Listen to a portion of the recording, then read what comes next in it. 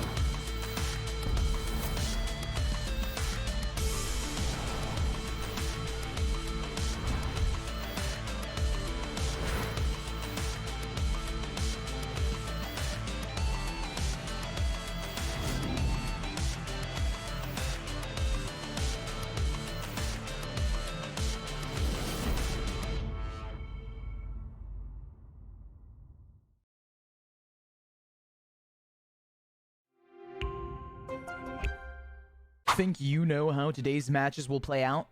Prove it with Division 1 Pick'ems. Follow along and put your predictions to the test. Each week, you can make your picks for both Valorant and League of Legends, or just stick to your favorite game. Predict the winners of our future matches and choose the players you think will have the biggest impact. Every correct pick earns you points. The more points you score, the higher you climb on that leaderboard. At the top, you'll find prizes waiting for you at the end of the split. It's easy to play, adds excitement to every match, and keeps you connected with the action all season long. So lock in your picks, track your progress, and see if you've got what it takes to top the Division 1 Pick'ems leaderboard.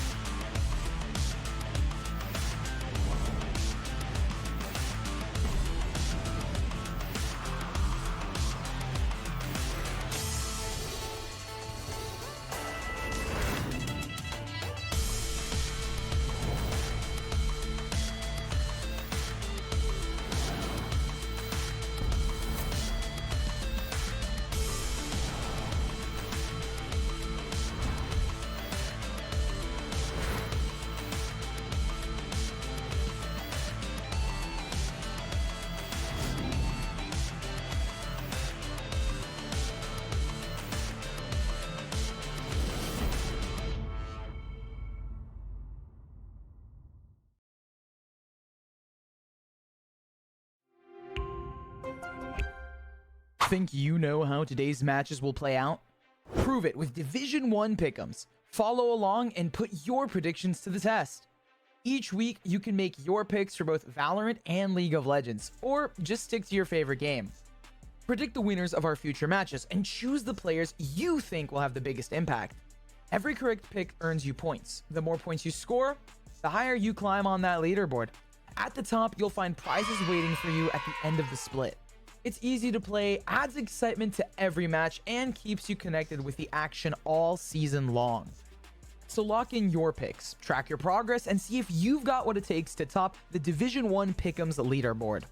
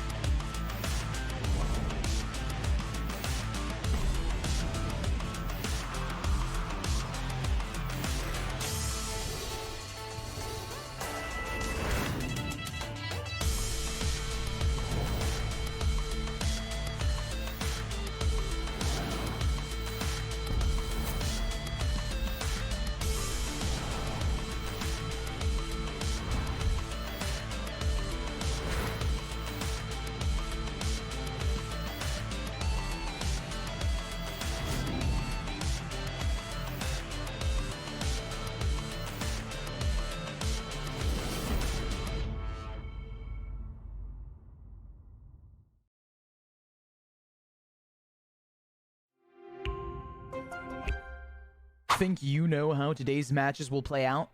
Prove it with Division 1 pick'ems. Follow along and put your predictions to the test.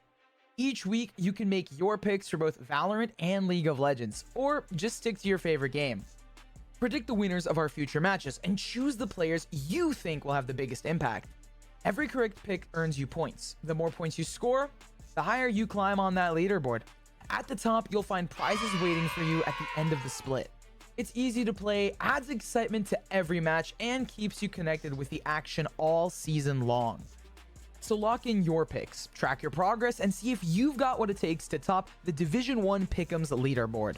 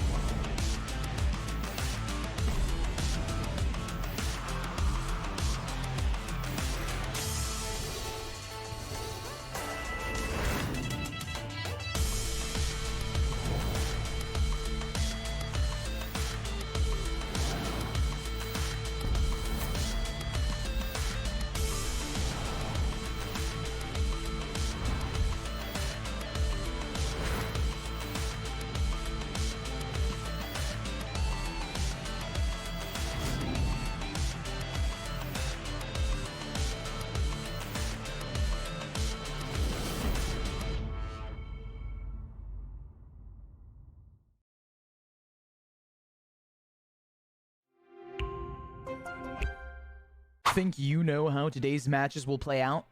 Prove it with Division 1 pick'ems. Follow along and put your predictions to the test. Each week, you can make your picks for both Valorant and League of Legends, or just stick to your favorite game. Predict the winners of our future matches and choose the players you think will have the biggest impact. Every correct pick earns you points. The more points you score, the higher you climb on that leaderboard. At the top, you'll find prizes waiting for you at the end of the split. It's easy to play, adds excitement to every match, and keeps you connected with the action all season long.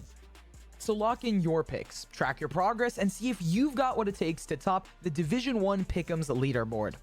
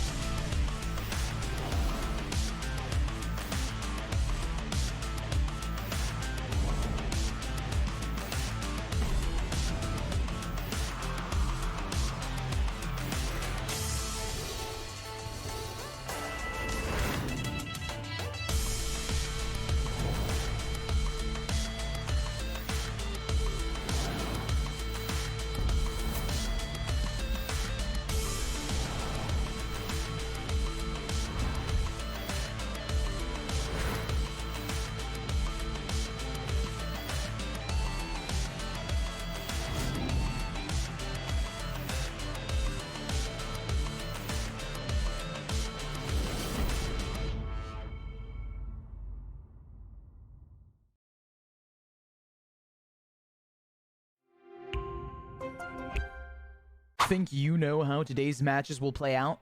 Prove it with Division 1 pick'ems. Follow along and put your predictions to the test. Each week, you can make your picks for both Valorant and League of Legends, or just stick to your favorite game. Predict the winners of our future matches and choose the players you think will have the biggest impact. Every correct pick earns you points. The more points you score, the higher you climb on that leaderboard.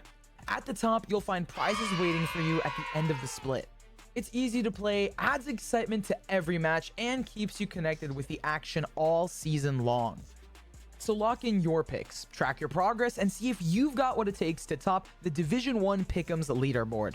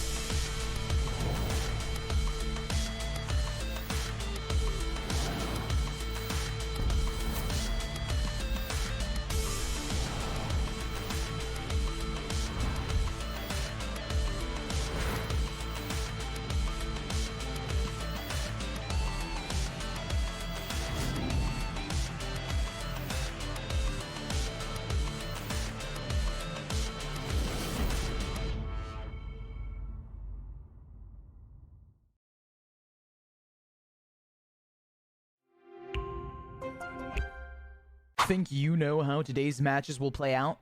Prove it with Division 1 pick'ems. Follow along and put your predictions to the test.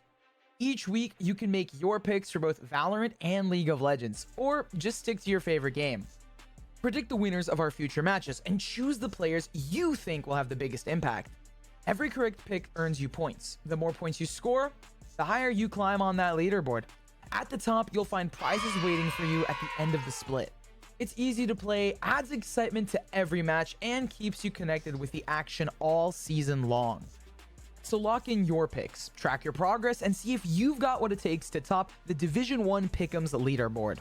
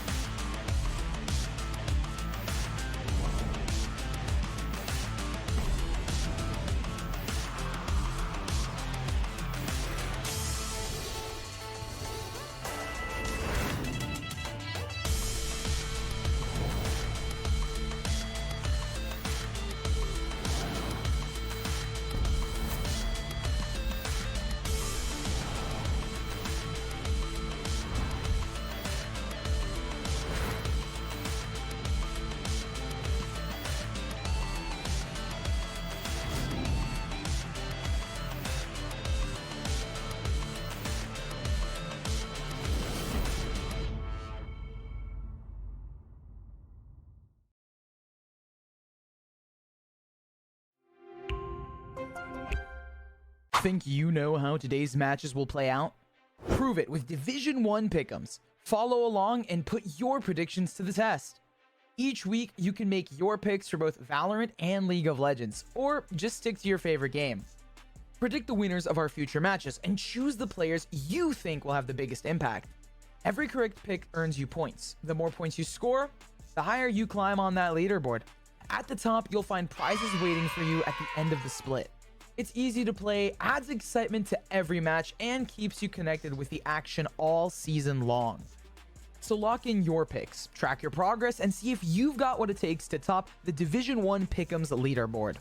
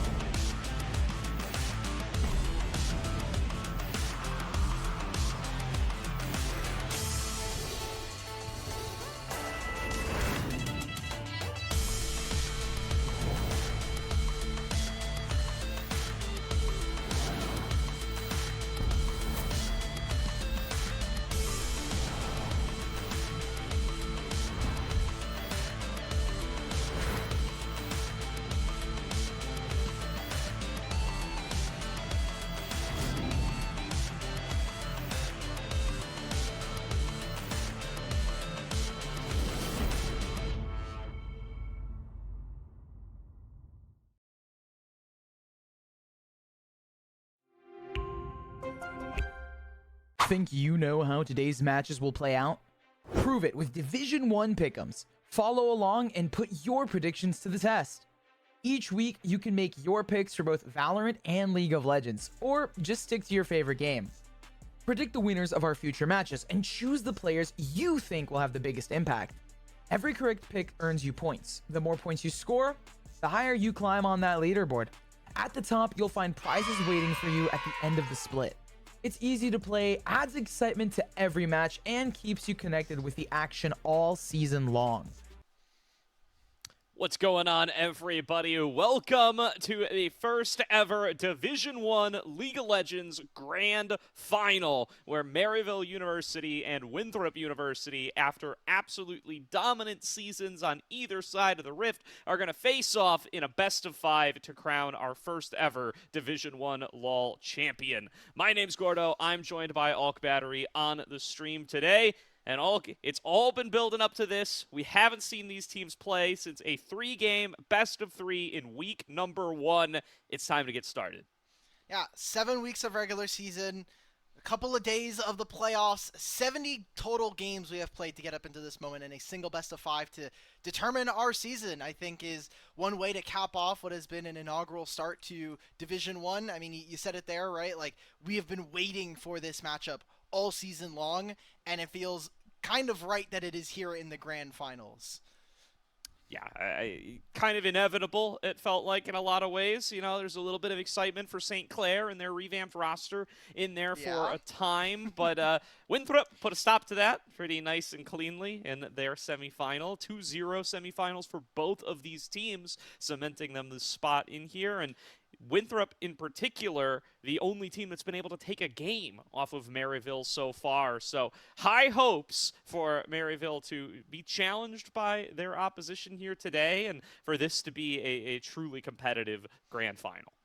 Yeah, let's kick it over to our rosters because we do have Maryville rocking with like a six-man starting lineup, but this has been the cast and crew that you've seen for almost the entirety of the regular season here for both of the teams. For Winthrop, a little bit more solid, only with Wilson coming in that very first series versus Maryville. But aside from that, over there on the Saints, Crimson, Music, Toasty, Scary Jerry, and Crowdgen have been the most dominant lineup here in Division 1. I mean, regular season, they go 7-0 in series, 14-1 in game score, and even in the playoffs, if you look at their win streak, they are currently on a 15-game win streak, undefeated during this time.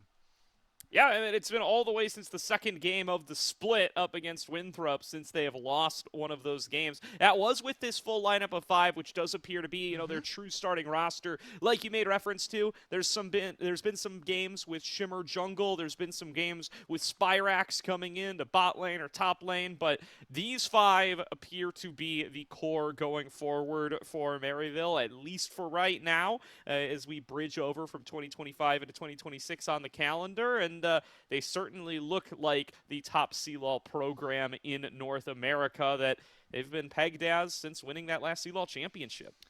Yeah, we even have a little bit of an interview with Music, thanks to Maryville themselves for kind of showing us. So hopefully we can jump into that and get his thoughts on the grand finals here tonight. What's up, guys? Skid here. Today we have Music going into the finals against Winthrop, and we're going to have just a couple of thoughts from him. So, Music, how do you feel about going into the finals against Winthrop? I feel pretty confident. I'm pretty excited to play a best of 5 against them. You know, that was something that we were going to ask you. Like, if this game, because this game has a chance of going to that game 5, how do you plan on keeping your composure against Winthrop? We take it one game at a time. We don't really think of it as like a series. You always just look at the game that's in front of you and focus up. If we need to take a breather between games, we do that too. We talk about if there's any problems that come up, we talk about them, see what we can solve. Like long series are usually like about problem solving and adaptation. So I'm looking forward to that. Yeah, you guys have shown a great amount of adaptability when it comes to your guys' team play. So look forward to seeing it on today's game. And how have you grown as a player since the regular season? I would say I'm a lot more disciplined. I've been like trying to focus on my weak points a lot and how to improve on them. I've had coaching sessions with Niles too, and I'm really focusing on my own goals, my own personal goals, and my weaknesses to try to be a better teammate and player. Gotcha. And do you have anything you want to say to your fans before going up against Winthrop today? Thank you all for supporting us. You won't be disappointed when we play. You'll definitely be happy when we win too. So I'm excited to play. Yeah. Thank you, Music. Thanks for having me. Of course. Cool. Perfect. Yeah. And here we are back. Thank you very much to Music for that interview. You can see checking on out Maryville versus Winthrop over the course of the 2020s. It's been kind of a heated battle back and forth. Winthrop drawing blood here and there, but you'd see it's favored Maryville time and time again, Alk. Yeah, even with the fact that Maryville have gone through a lot of changes, like, remember when we had Get Back in the mid lane, we had Kachu starting some of those games, even going all the way back. The last time Winthrop won a best of 5, and the only time they have won against Maryville, were in the CLOL Grand Finals of 2021. Last best of 3 was back in HughFest of 2023. Otherwise, it has been very dominant. And I want to put that in sharp relief to Winthrop, who, outside of that grand finals that I was talking about earlier, have only really made very few changes. Obviously, Wilson coming in and making a couple of those, but going even back to 2022, Mobility, Denethor, Sword kind of coming into the lineup. So we've had Winthrop stay the same for such a long time and still find the similar level of results, whereas Maryville have made changes and have still been dominant.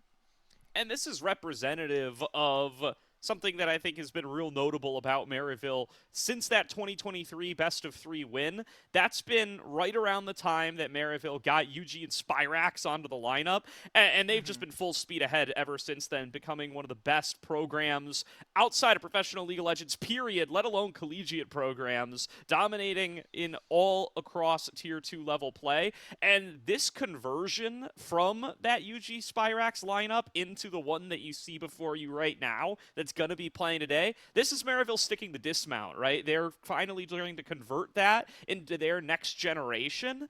And thus far, in the regular season, it looks like they're doing it.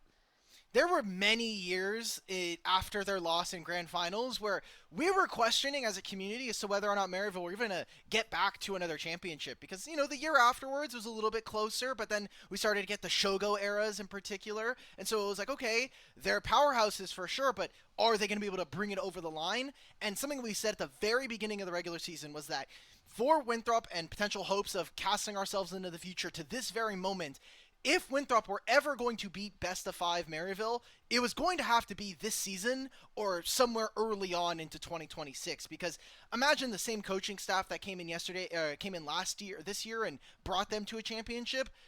I think you're looking at a really tough task if you give this crew even more time to scale. Yeah, I mean, my very first wrong prediction of the season, we started off hot. It was predicting Winthrop to be able to show up against this Maryville team, right? They were coming in with a newer team. They had needed some time to jive. At least that was my belief coming in. And you saw Winthrop almost were able to take them down, right? It was a very, very, very close game number 1 that Winthrop looked like they were going to win for a long time. They do win the game number 2. I think there's a lot of worlds where Winthrop just 2-0 that first series at the beginning of the split. The fact that Maryville were able to pull it back in game 1 and then were able to pull it off in game number 3 has really kind of colored the narrative and results in this 7-0 split. But I really do want to emphasize how close it was to being the other way around. And it's so sad because just part of the format is that we play single round robin, so we didn't get to see this matchup until now. And there was like maybe a week and a half to 2 weeks where we were thinking, is someone going to knock them from second place? Like, maybe St. Clair could have gone on a tear. There was a really pivotal moment at one point in the season where we were thinking, like, is Stony Brook potentially going to go on a run? Because their last two series of the season was Winthrop and St. Clair. If they had gone there, we might not have even seen Winthrop on this side of the bracket. They could have ended up and we could have had an early, quote-unquote, grand finals in the quarters or semis. And it was so impressive there, the run that they were going on. I remember the confidence that they had coming up against Maryville. Didn't quite work out for them there, but, you know, I think we could all use the confidence that a player has before they come into a matchup against Maryville that Boise State team did have, or that Stony Brook team did have. With that said, we did get to speak to Rapid from Winthrop, so let's hear what he had to say about tonight's upcoming matchup.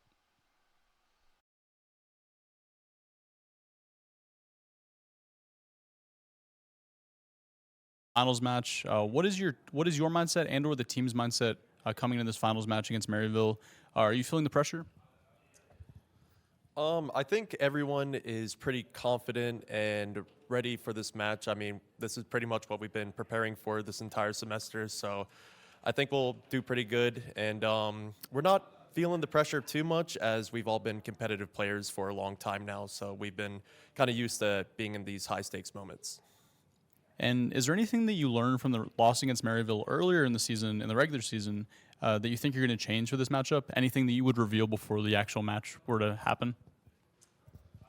As I actually didn't play the match that we lost to Maryville, I think our entire team is a lot more prepared now. And although Wilson is a great jungler and I've learned a lot from him, I think I give a little bit of a different view and play style in the match.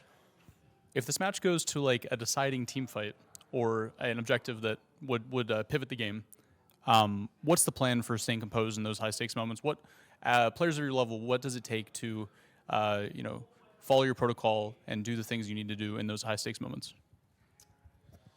So recently I've tried a lot of like breathing techniques because like stealing Baron or Elder could be game changing. And as a jungler, I mean, it's all on you to do that pretty much. So just trying to stay calm in those moments, and especially after those moments because all the adrenaline is pumping, just being calm is really important. Is there a specific goal you have as a player going into this finals match? From a personal standpoint, what are your objectives going into this finals against Maryville? I would just like to play the best I can, as this is probably my last match as a competitive player, maybe. But I just want to play my best and make Winthrop proud and everyone else proud.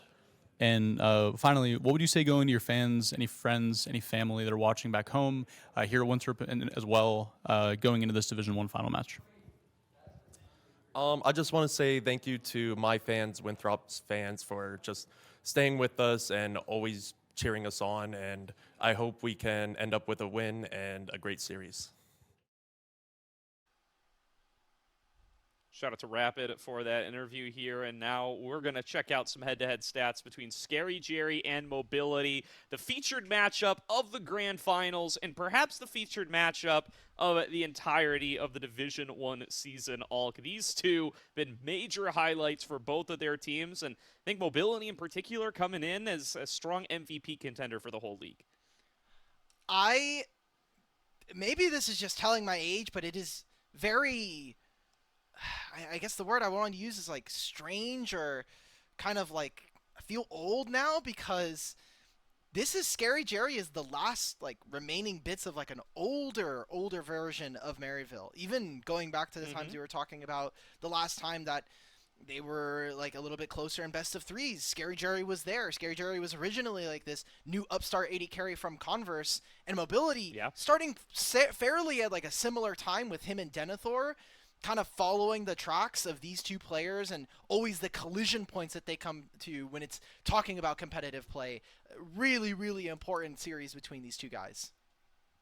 Yeah, I think the story over that time period is also the story of, Scary Jerry kind of making his transition from the upcomer, the upstart, the newcomer to the team, to being the veteran on the roster, to a point where he is now the longest tenured player on this Maryville team. And when you're talking about long tenures, Mobility and Denethor, the names that come across your lips as well. These guys been representing Winthrop for the longest time and are now looking to kind of try to spin things back into their favor as they look to start winning titles the way that the Winthrop of old was able to. And they've had a really solid season under their belts here. Like I called out earlier, there's a world where they beat this Maryville team, and even if we separate away that series, the other 6 teams have not been able to take them down. They've been able to consistently perform across the board, and I think we've gotten to see a lot more aspects of play from the Winthrop roster, coming down to a player like Sword playing some more of the assassins, getting a little bit more outside of his comfort zone. Rapid bringing a different style of jungle compared to Wilson, who they have run more traditionally in recent years.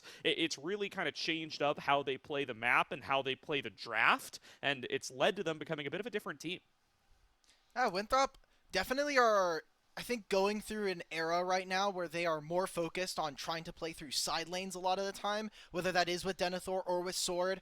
Here in this game, I remember like Denethor on this Ornn, yes, he's grouping for team fights, but he's also doing a hell of a lot of work on sides, either pressuring or just trying to stay in fog of war versus his opponents. And Maryville, they've been in a lot of situations where they have really strong lanes. I think one of the things that kind of help point that out is you look at Cryogen's match history. His most played champion is Nico at 5-1, and this loss is the only one he has in the entire season. Scary Jerry and Cryogen are some of the most aggressive bottom lanes we have, but sometimes that aggressiveness does end up biting them and put them in pretty awkward game states, which we've only seen Maryville really be able to come back. Even in that OSU series, they almost had to go to a game 3, but they were able to claw back a really disgusting lead thanks to both Crimson and Music. Yeah, Crimson and Music have been a huge aspect, and that top side matchup going to be one of our major focuses here because it's, I think, been one of the traditionally strongest areas for Winthrop's play, right? I'm a huge fan of Denethor and what he's been able to put together in lane, and his matchup up against Crimson has been a really interesting one to watch over these last couple of years where they've been on kind of a couple of different lineups, a couple of different rosters. It's always been the Winthrop tag for Denethor, but the players around him have changed, especially in NACL and things like that. When you look outside of collegiate play, he's gotten to play with some of the St. Louis guys and things like that, but constantly facing off up against Crimson, and the results have been close. They've been back and forth. They've been getting one up on each other time and time again as they continue to develop, as they continue to grow as players, and it's leading up to this most recent matchup here tonight where whoever is able to find a lead in the one-on-one feels like they're going to have a major impact on their team's chances of winning. Yeah, and let's kind of set the stakes because you might be here, you might be a viewer, and you're saying, okay, cool, I've watched a lot of Division 1, I've been here for the collegiate season, maybe I'm a long-term collegiate fan. What exactly does this best of 5 kind of do for either of these teams in terms of their legacy? Because we talked about it throughout the regular season, and we've been kind of, this is an ongoing conversation of like, this is during the fall, right? Like, there are not too many like other tournaments that happen at the same time other than something like NACE, and this is all about getting the build-up going into 2026. Yeah, the momentum is going to be huge for you, and it's going to affect the narrative coming into, well, the next split of Division 1, of course, but anything else these guys compete in, right? Any collegiate event around North America, these are 2 of the biggest schools. These are 2 of the biggest names, 10 of the biggest names, frankly, when you talk about the players on each lineup, and whoever's going to be able to come away with the win, it's going to wipe that regular season match right off the board, even though that's kind of been the talk of the town around Division 1 all season long. It doesn't matter who is able to win that start of season best of 3. What matters is who wins the end of season best of 5. Full Fearless, of course, still a little new to the collegiate space, so if you are one of those CLOL only watchers, best of 5 Fearless. If you like best of 3 Fearless, oh boy, best of 5 is where things can really get off the rails and where you really get to see some of those deeper champion pools. Something I'm very interested to see, particularly out of these like support players, right, who have kind of stuck, I think, to a little bit of a tighter pool of champions, particularly Cryogen, but only 35, kind of sticking to the Nautiluses, the Alistairs, the Rels a little bit more, and a couple of Enchanters, but maybe has to get outside of that comfort zone a little bit more and start playing some of the more off-the-wall stuff, like the Bard that we've gotten to see a lot more of in recent competitive play. All right, so we've gone through most of the ban phase here. Scion, Talia, and Yunara here for Maryville. No Trundle ban up until 3rd from Winthrop alongside the Poppy and Nico. This seems like a lot of attention being given over to Cryogen like you had mentioned. So for Maryville, I expect this is going to be some kind of mid-first pick. Are we going to take the Azir, which has been almost permanently banned all season against Maryville? No, instead we're going to be giving that over... allegedly anyway, Sword has not played any Azir this season, so is he kind of worth it to maybe make a trade? We're going to take Orianna versus Azir. Are we going to look for Ryze? Looks like the Orianna is going to be the answer. And yeah, it is curious to see that Wukong come through, especially when Wukong has not been played once by Rapid all season, right? This has not really been a pick that he has picked up for himself. And it's kind of something that feels like it's missing, right? Like they played it once with Wilson, I do believe, but I don't think that Rapid has ever picked it up. So that's not to say that he can't, but it's to say that it's not been a huge priority for them, but still just speaks to the value of this champion that they're going to try to grab it so aggressively. And then, yeah, they get the Azir along with it. Yeah, maybe you'd prefer the Orianna a little bit, but they're going to be pretty happy to get these 2 Tier 1 champions right off the board. Feels almost like Winthrop are already committing to slightly stronger side lanes, at least from a Denethor's POV. They're going to go for the Corki, which I think makes sense when you have an Mbessa on the enemy team. You feel like there's probably going to be a little bit more dive than usual. My eyes kind of go towards what does Crimson's champion pool look like after this, because I don't think he's going to be pulling out the Rumble, even if it is his 2nd most played champion here in Division 1. I feel like this might be a time where he actually reaches for something like a Cassante, so I wonder what Winthrop are going to do to try to maybe mold that top lane matchup for Denethor. Yeah, the Jack's also something he's played a lot of here. I don't know if it's something he particularly wants to play into the Ambessa, but something to keep in the back of your mind when you talk about champions that Crimson has gone to game in and game out, especially early on in this full Fearless series. The other thing that's going to immediately stand out here is just how much Toasty's champion pool is going to take a wall up just out of this first game number 1, right? He's got 4 games of Azir under his belt. He's going to be playing that here to make it 5, but he's got 3 games of Orianna, which are now going to be off the board for him, and he's played the Corki too, which is also going to fall away. So just something to keep in the back of your head as the draft continues on forward to see how much depth we're going to find from these Maryville guys who, compared to Winthrop, again, I think have kept champion pools a little tighter throughout the Division 1 season. They've had kind of their set picks, their set drafts that they go into series in and series out, and it's been really tough to keep them off those kinds of drafts. Probably the only way to do it is going to be to take a full Fearless series a little bit deeper. All right, so Renekton is going to be banned. Good for the matchup here. We are getting Varus, which has been a mobility pick for a long time, but we only saw it for the very first time in that last playoff series in the semifinals versus St. Clair. So interesting to see mobility reach back for this champion. It is very clear now, Winthrop, full-on dive. You have great setup with this Vi. You have the ability to bypass this front line of the Wukong, but Maryville have a lot of damage to answer back. I mean, Corki versus all these players or champions are going to get into range. Rumble being able to outrange a Orianna and a Varus. I love the Bard here coming in as well. It's all about coordination from this point onwards here for Cryogen. And also, now it kind of opens up a little bit of a stronger bottom lane duo in the 2v2 versus Winthrop. And a little bit of a gauntlet thrown down up against Denethor. You called out earlier in this draft that you don't expect to see the Rumble up against the Ambessa. It's something that's a little bit squishier, a little bit more vulnerable to being potentially one-shot by just a raw public execution fired out in the laning phase after you hit that level 6 mark. But Crimson clearly confident in the pick. It's been his most picked throughout the entire season. He's gone to it time and time again. A little security blanket here for Maryville, and they're going to claim it in game number 1. So a really strong AoE power pick that comes in with the Wukong, with the Azir, with the Bard for the setup as well. So it's not like they don't have ways to enable it, but it's a bold choice from Crimson to start things off. And this is a draft where if we are going to be seeing these teams group up, it's going to be around objectives, especially if we're going to have Denethor on Ambessa. He's going to try and gain a lead in a side lane. It is very important that Denethor is able to hold Rumble down in lane. Otherwise, I'm going to be seeing a Winthrop that is a little bit weaker on sides and is going to have a hard time getting into strong objective fights if they don't already have at least a little bit of a lead walking in. Is going to be an issue for them. They're going to need to be able to navigate their way around it. Of course, a strong laning phase can solve most compositional problems, and that is where Winthrop see an opportunity to be able to take that early lead here. Do suspect that this is going to be a poke Varus, and Mobility's choice of Keystone Rune here will confirm that, going for the Arcane Comet. So we'll have that additional poke power. We'll be able to harass at a distance, and that's going to be the longest range kind of poke coming on through if you don't count Crimson's ultimate. So Winthrop going to be in a good position to be able to fire things out and harass from afar. I'm looking at bot lane. I'm looking at Cryogen with this Electrocute chosen already.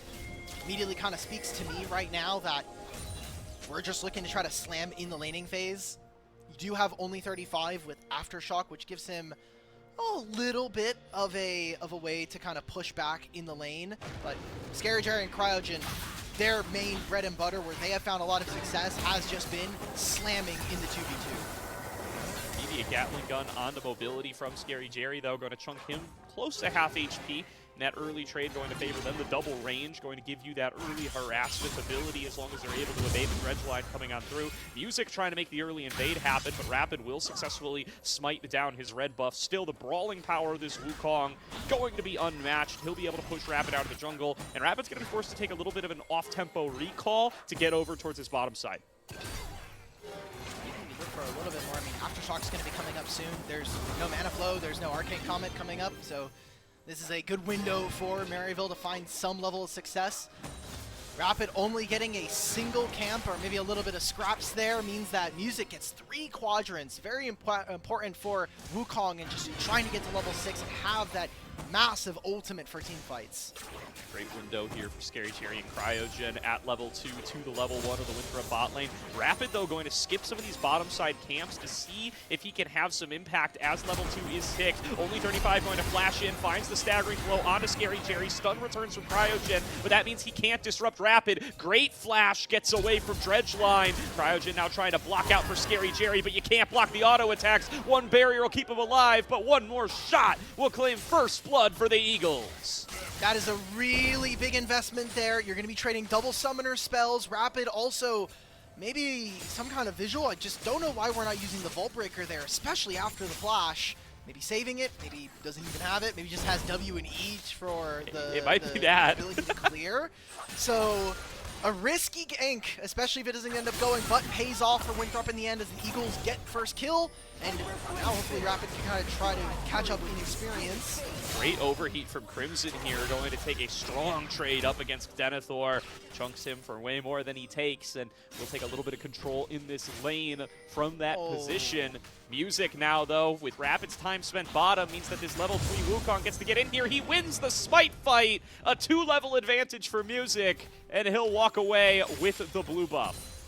Music has done 5 camps, Rapid has done 2, and maybe gotten some scraps. So Music is really powerful, and guess what? He stole away the blue. He still has all of these topside camps, and I love the pressure. You see it on the minimap, the pings coming out. They want to use this mid lane priority, this top lane priority to move in. You have the respawn Raptors already on timer, so let's just try to go for an invade. He's going to get double scuttle at the very least here, so Music is in a super strong position, and he's been a very big carry for them here in Maryville. And he's unrelenting on this, right? Getting right back in onto these birds, chooses that over the double scuttle opportunity. I do think he won that Smite fight as well, so stuff's getting even tougher for Rapid as Music continues to extend this trade. And this is the kind of aggression that has let MU win some of the fastest games in Division 1 that I've ever seen in League of Legends. They never let up, and Sword is starting to take the pressure mid as well.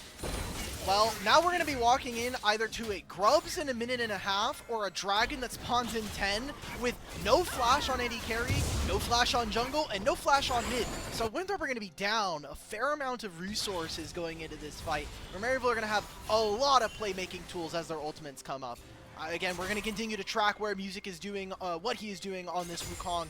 Already has the Phage completed, getting closer and closer to level 6, I imagine. So he's going to be in a very strong spot. And Maryville as a whole are already looking good just from the laning phase. Certainly the jungle difference going to be the point to still emphasize here as Music gets an opportunity to go back to clear his own camps. Rapid, limited in opportunities here, going to move on over to the Gromp that is going to be spawning before too long, and only 35 already has to kind of stamp himself out there as a guard, making sure that Music's not going to roll up and continue to contest for him. He's clearing down to, like look at Wukong. He's going to probably hit level 5 on this camp here on the Wolves. Then he's going to go into his bottom side. He'll have all 3 of these camps. Wave is probably going to be bouncing back towards Maryville, so this will be an opportunity for Winthrop to contest for their own vision. It is a single control ward in the river right now. The rest of Maryville's wards are on the top side.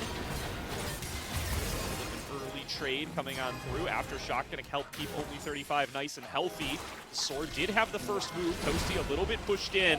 They're going to prioritize fighting on towards Cryogen. Meanwhile, fight breaking out in top side. There is that public execution I warned about in draft, and Denethor sees a chance to take the trade further. Chunks Crimson to about 300. No risk of a TP joining this bottom side fight, but Denethor going to be happy about that in this brawl on the bottom side, where Crimson now going to be flashless and low on health. Ooh, this is really tricky though. Yes, he just used the ultimate, he does force it out. Crimson will have the equalizer, and Crimson ends up going to river and finding a honey plant. So that's going to give him some more resources. It's going to give him a little bit more sustain in this lane, at least be able to stay for this wave, maybe the next afterwards. Continuous trading, I thought that was very dangerous. We saw the position around the dragon. Sword ended up using the command shockwave. Don't think it landed on Scary Jerry once he went through the portal, so couple of things going haywire. It was a single kill over to Winthrop to start off the game, but aside from that, we really felt like Maryville have had really strong control from the matchups in lane. And again, I do want to call out Cryogen on this Bard. He's going to have such a big impact here. And he's going to try to keep his jungle invade going. Crimson finding another good trade, though, with the overheat. Whoa. A solo kill for Crimson onto Denethor. Finds his moment and claims the first one for Maryville. Denethor flashing forward, maybe just trying to get outside of the Flame Spitter, maybe trying to avoid an errant E, but none of it matters, right? Like, he just dies pretty dryly. For Crimson, he was setting up because he thought Cryogen was going to be in the area. Doesn't even need his support at this point. Cryogen really willing to get up and aggressive here. He does not care that he's going to tank a full combo from mobility because he's got Scary Jerry in his back and music coming in from the river. Cryogen is low, but it's a level 6 monkey getting into the fight. Cyclone connects on a mobility. Only 35 will fall to Scary Jerry, and music will cash out on his lead. Finishes the kill. Now an engage into mid lane. Crimson coming back out of the base, trying to prioritize a move onto Sword. It's a flash forward from Toasty to finish the kill. No. And can he get away from Rapid? He can! Crimson with the overheat finishes him off. 5-1 Maryville. In the minute and a half's time, Maryville have found a way to kill all 5 players on Winthrop and take 3 grubs. That is a huge swing in tempo in this game. Already opening up an almost 3,000 gold differential between them. Crimson took a recall after that 1v1. He walks mid, he gets sword kill, and then mobility loses his flash again, thanks to being able to have that movement from music coming in from the top side. Maryville just absolutely exploded themselves into this game number 1 of the best of 5.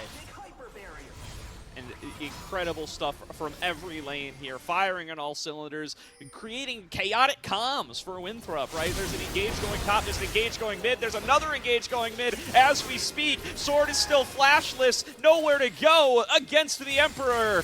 Toasty Alex claims a second kill, keeps Sword down, crashes a big wave, and this is a great opportunity for the Dragon. By the way, this was supposed to be something that shouldn't really be able to happen. I mean, you look at where Winthrop's wards are right now on the bottom side, they're all into entrances of their jungle. They should know that Bard is somewhere in the area, but with none of the wards in the river, Cryogen doesn't even have to really worry about using a magical journey. He can just walk on through. They'll have perfect vision of music thanks to our observers toggling it, but aside from that, that's a great punish on the Sword, and now opens up Maryville. Still no dragon taken here at 10 minutes. I feel like for Winthrop, their only real ways of kind of getting back into this game and feeling a bit more confident about their chances is trying to dragon stack, but every minute that they don't take a dragon is another minute that Winthrop are feeling more and more confident. Bard, one of the edges that Maryville kind of bring to the table here. It's a pick that they don't really play on Winthrop's side, but if you're one of those kind of chaotic players who are really willing to play at the edge, go for something a little crazy, go for something a little goofy, it can pay off like this as Cryogen finds another engage on the mobility, turns it into a stun with the Cosmic Binding. They lock down Denethor coming in on the flank, trying to turn the play back around, and he's just going to be cut down. Music's damage is too much to handle. Winthrop down a member, and this will be the dragon that they earned access to earlier. And look at Crimson in the top lane. While all of this is happening, they put 3 members, of Winthrop in the bottom lane and get nothing for it. They trade ultimates, none of them land. I mean, the public execution is basically a formality onto Cryogen. And with Rapid slinking around in top side, this is another Raptor camp that Music is going to take. Level up on his opponent right now, 30 CS through the jungle. Rapid is going to try to get something of his own. Cryogen's going to deploy through mid, and I think Maryville have been really smart in particular about their lane assignments coming into this game number 1. And love to see another good proactive play made by Cryogen here. A question coming into this series. This guy is the least experienced player on the Rift out of all 10.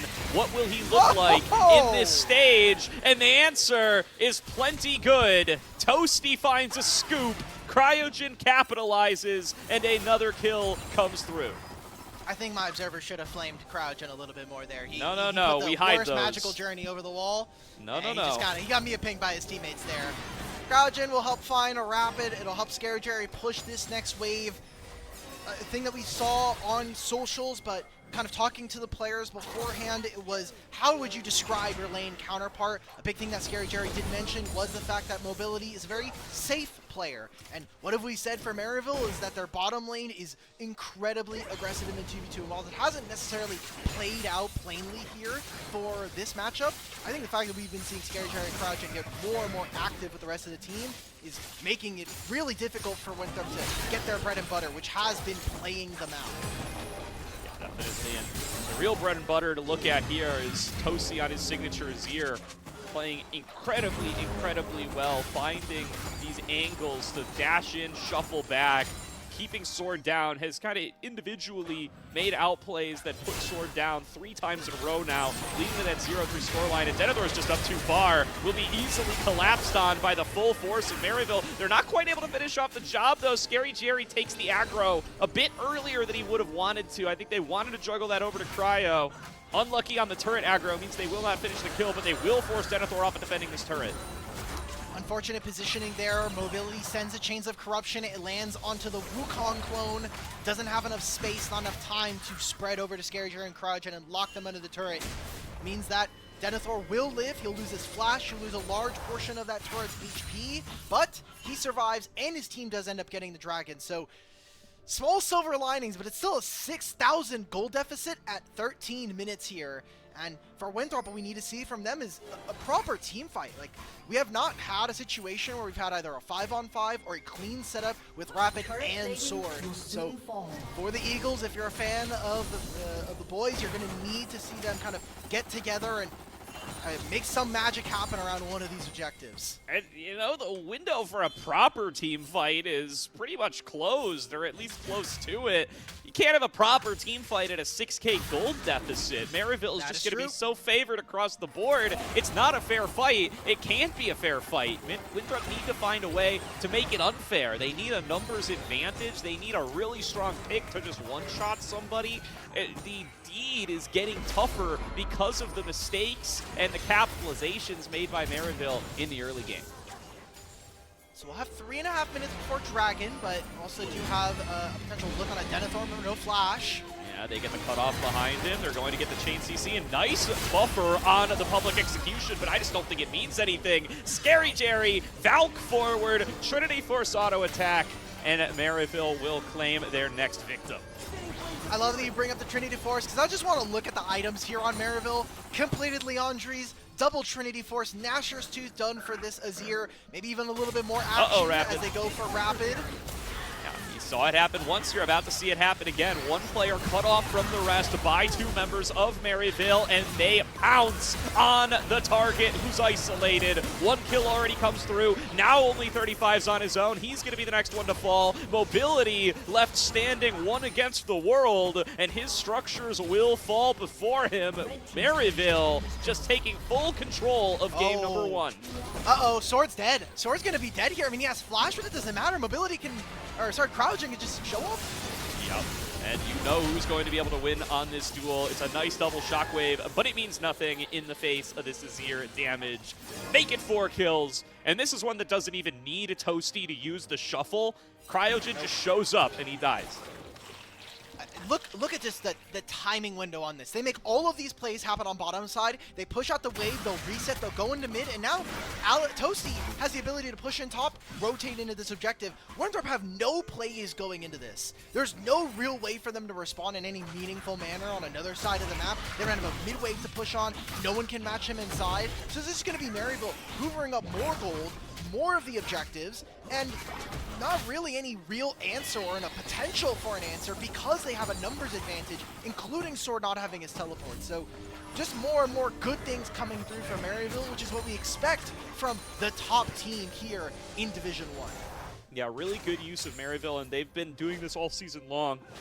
Making plays on multiple ends of the map while they're ahead, while they have kind of the privilege of being able to do so. It's really tough. When one play works out, the second is almost always guaranteed to, because you're just disciplined and trained over a million games of League of Legends that when a play gets made on one side, you're safe on the other. But that's just not true, especially when Cryogen's on something like this Bard. So while they're still reeling from that play in bottom, they make a play top and nobody's ready for it. Now we'll see how Maryville can continue on with this gold lead. 12-1. Toasty's looking in mid. This is a good pick. Maybe getting a little big for his britches here. Does manage to throw out the Emperor's Divide, but Rapid buffers it nicely. Oh my Still God. shuffles back over the wall, and they've captured mobility on the opposite side. Music gets in there with the Cyclone. Crimson going to be getting dove onto on the opposite side. It's Denethor going in with the public execution. A nice double shockwave from Sword will claim a double kill for himself and show a sign of life for Winthrop, but there is nothing more to be found. It is a 2 for 3. Maryville still won that fight, believe it or not. All right, guess what? For all the Winthrop fans at home, Winthrop have tripled the amount of kills they had just moments ago. So we're making some progress here in this game number 1, but somehow that fight started out with Toasty getting caught and 3 members of Winthrop dying. I'm sure the math doesn't check out if you're an Eagles fan right now. The Saints are feeling very good. They get to teleport right back in.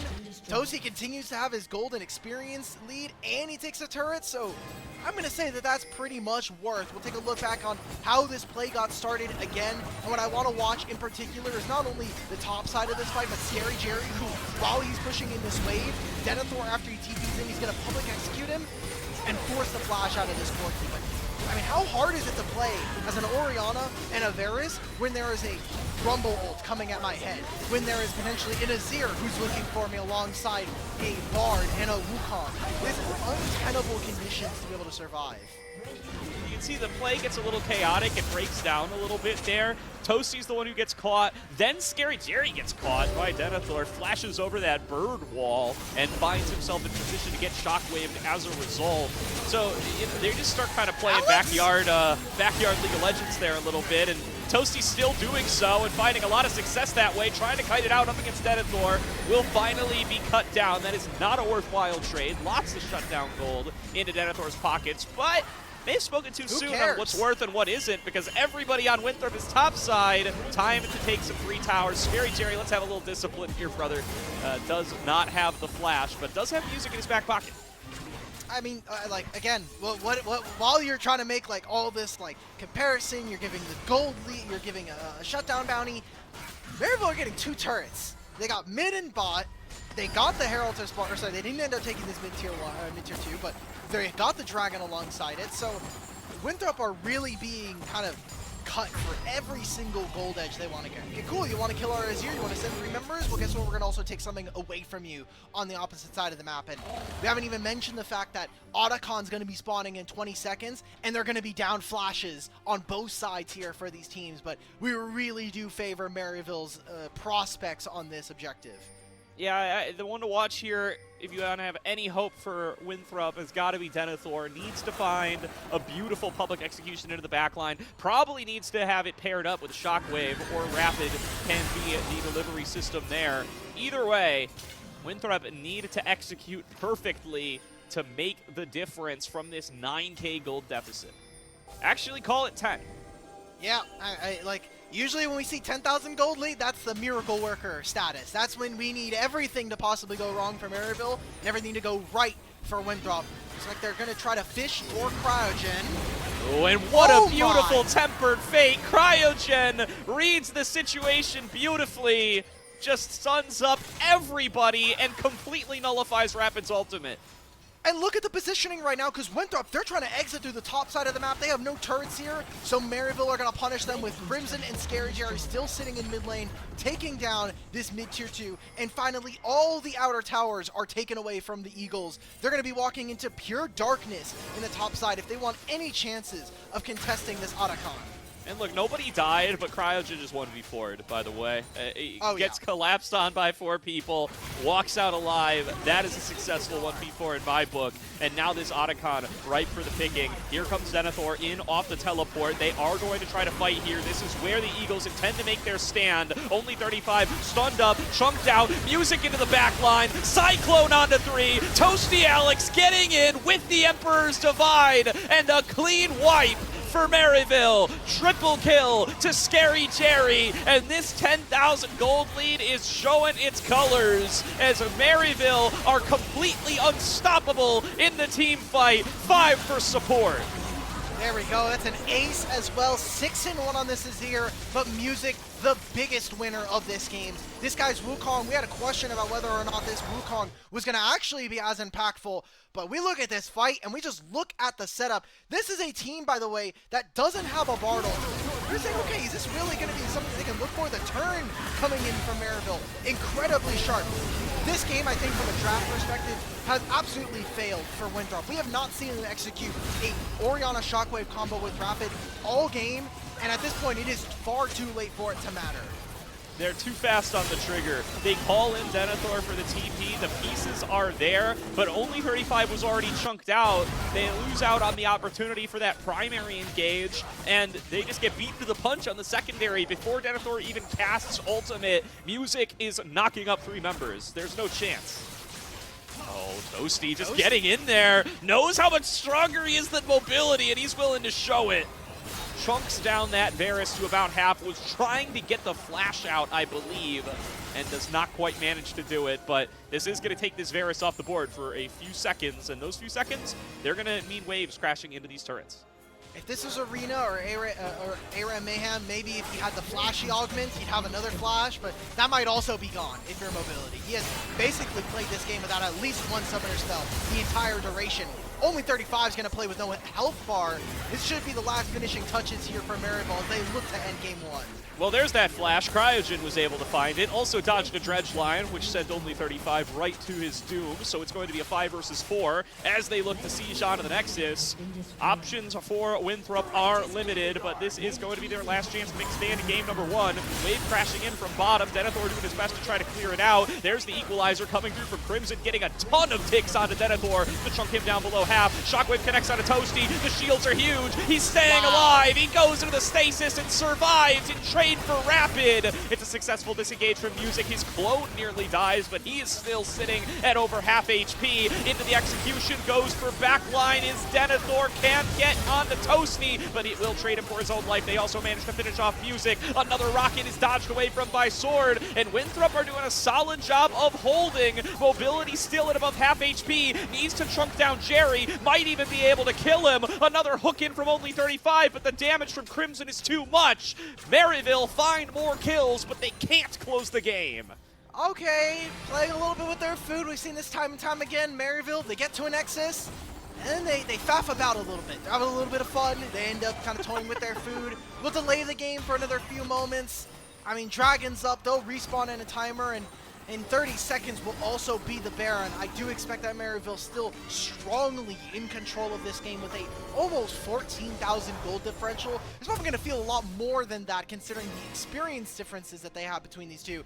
And you just look at the items, man. Like, my AD carry has a Yomu's and an opportunity. And it doesn't even have a fully stacked tier at 25 minutes. Whereas Scary Jerry's almost on 3. And let's be clear, that's opportunity the item. I don't think he's got any opportunities left in this game. True.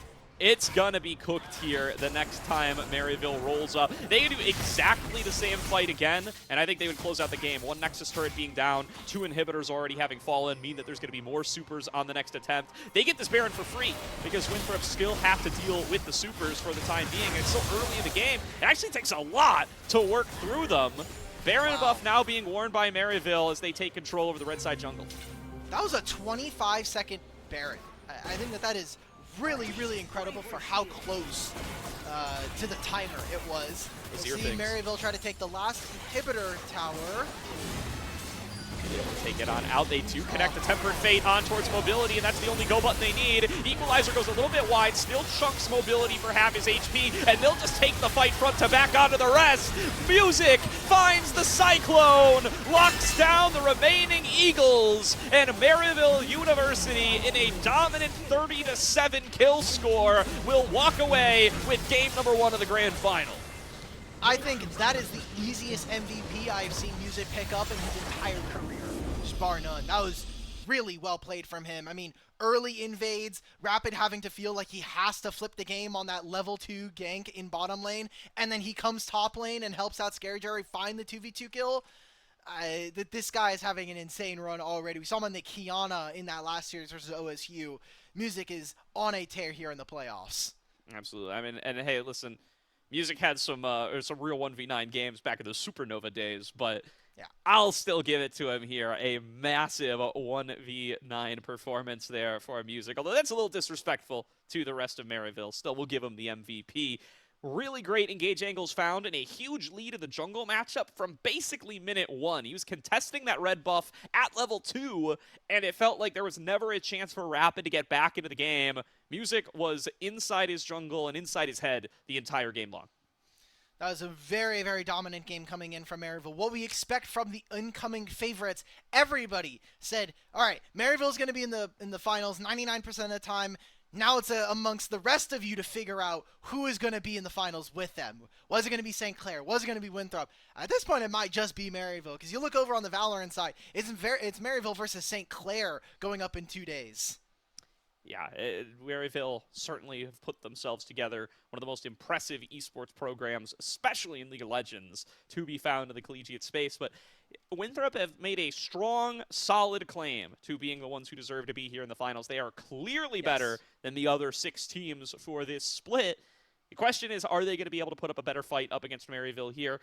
Like we called out at the very end there, I think a lot of the lead gained very early there, and like you said, never an opportunity for Winthrop to utilize their team composition the way that they drafted it. They did not get to play those sorts of team fight engage angles because they were already down so much, basically from the word go. They're going to need to either draft differently to avoid needing themselves to be even at those stages, or they're going to need to be able to tighten up that play in the early game, preferably both. As you said, as we came into game, winning lanes can solve a lot of issues. If you just start winning, usually things kind of fall into place afterwards. We're going to go to a short break as we get ready for game number 2 here in our grand finals. Maryville do strike first, but can Winthrop find themselves a victory here tonight? Well, you'll have to stay tuned. Think you know how today's matches will play out? Prove it with Division 1 pick'ems. Follow along and put your predictions to the test. Each week, you can make your picks for both Valorant and League of Legends, or just stick to your favorite game. Predict the winners of our future matches and choose the players you think will have the biggest impact. Every correct pick earns you points. The more points you score, the higher you climb on that leaderboard. At the top, you'll find prizes waiting for you at the end of the split. It's easy to play, adds excitement to every match, and keeps you connected with the action all season long. So lock in your picks, track your progress, and see if you've got what it takes to top the Division 1 Pick'ems leaderboard.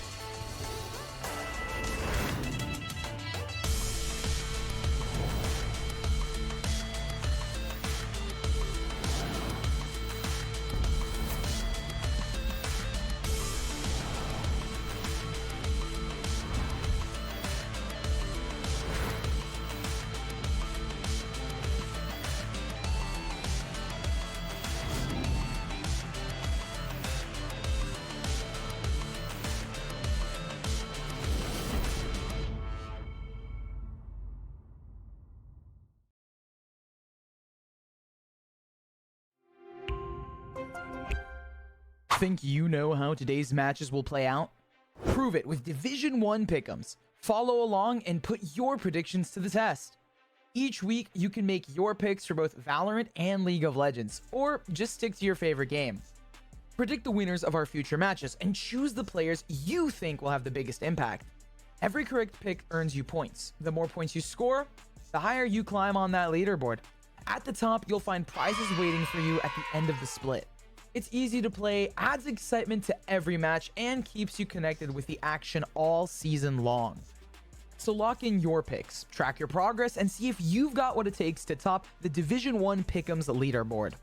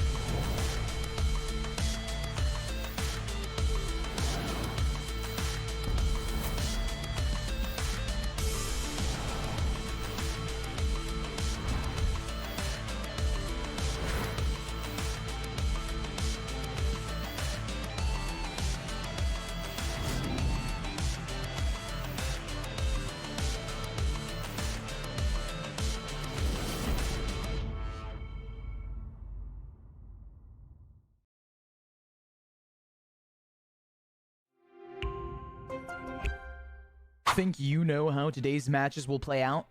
Prove it with Division 1 pick'ems. Follow along and put your predictions to the test. Each week, you can make your picks for both Valorant and League of Legends, or just stick to your favorite game.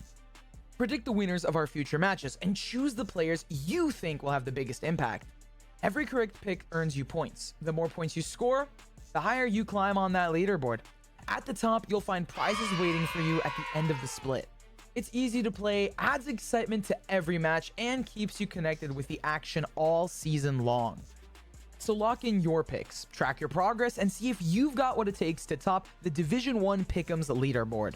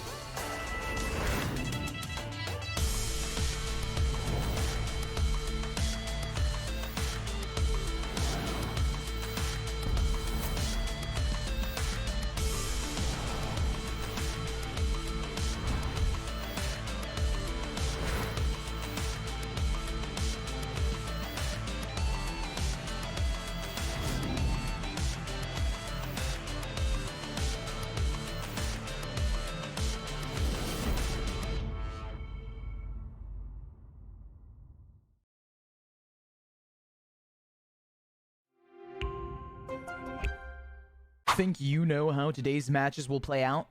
Prove it with Division 1 pick'ems. Follow along and put your predictions to the test. Each week, you can make your picks for both Valorant and League of Legends, or just stick to your favorite game. Predict the winners of our future matches and choose the players you think will have the biggest impact. Every correct pick earns you points. The more points you score, the higher you climb on that leaderboard. At the top, you'll find prizes waiting for you at the end of the split. It's easy to play, adds excitement to every match, and keeps you connected with the action all season long. So lock in your picks, track your progress, and see if you've got what it takes to top the Division 1 Pick'ems leaderboard.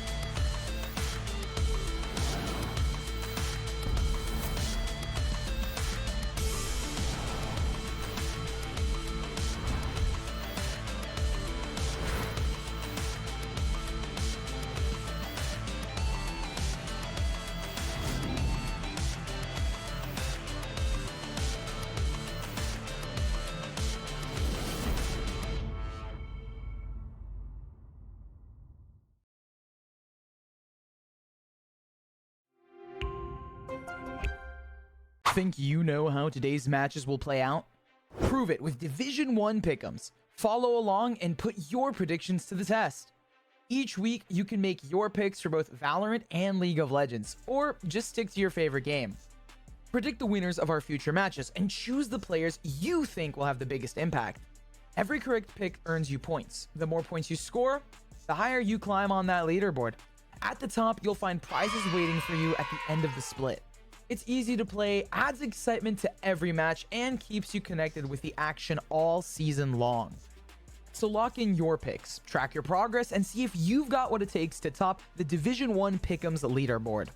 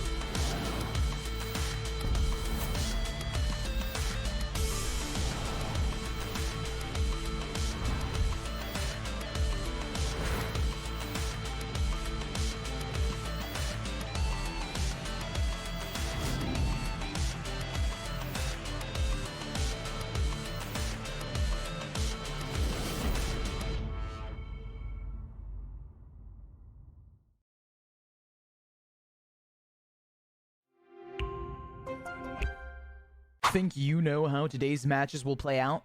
Prove it with Division 1 pick'ems. Follow along and put your predictions to the test. Each week, you can make your picks for both Valorant and League of Legends, or just stick to your favorite game. Predict the winners of our future matches and choose the players you think will have the biggest impact.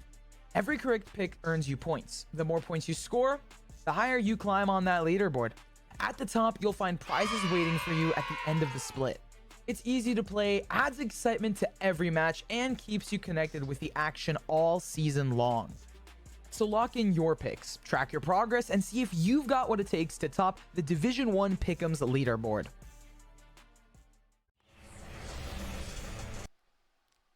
Welcome back, everybody, to tonight's grand final of Division 1 League of Legends, where Maryville find themselves up 1-0 over Winthrop after a really strong early game to kick off our series tonight. But now 10 champions taken off the board. Let's see what Winthrop can cook to try to pull this series back to parity. Yeah, we were saying, okay, coming into the draft, it meant that we did need to see some level of execution. Unfortunately, Winthrop basically started off getting pushed down the stairs, and then they never really got to play the game after that. Like, at certain points, I was like, okay, well, when are we going to get a real fight? And then suddenly Maryville are killing them in a 2v2 on bottom lane and also making a play on mid. So it just felt like they never really got a chance to do the things that their draft wanted to do. Now we come back into this game. It is going to be Winthrop a side select. They choose red. Wonder what Maryville's first pick priority is going to look like, and how do pick and bans change, obviously, as we did see Talia get banned last time. Are we going to continue with some of the similar trends now with 10 champions gone in the game?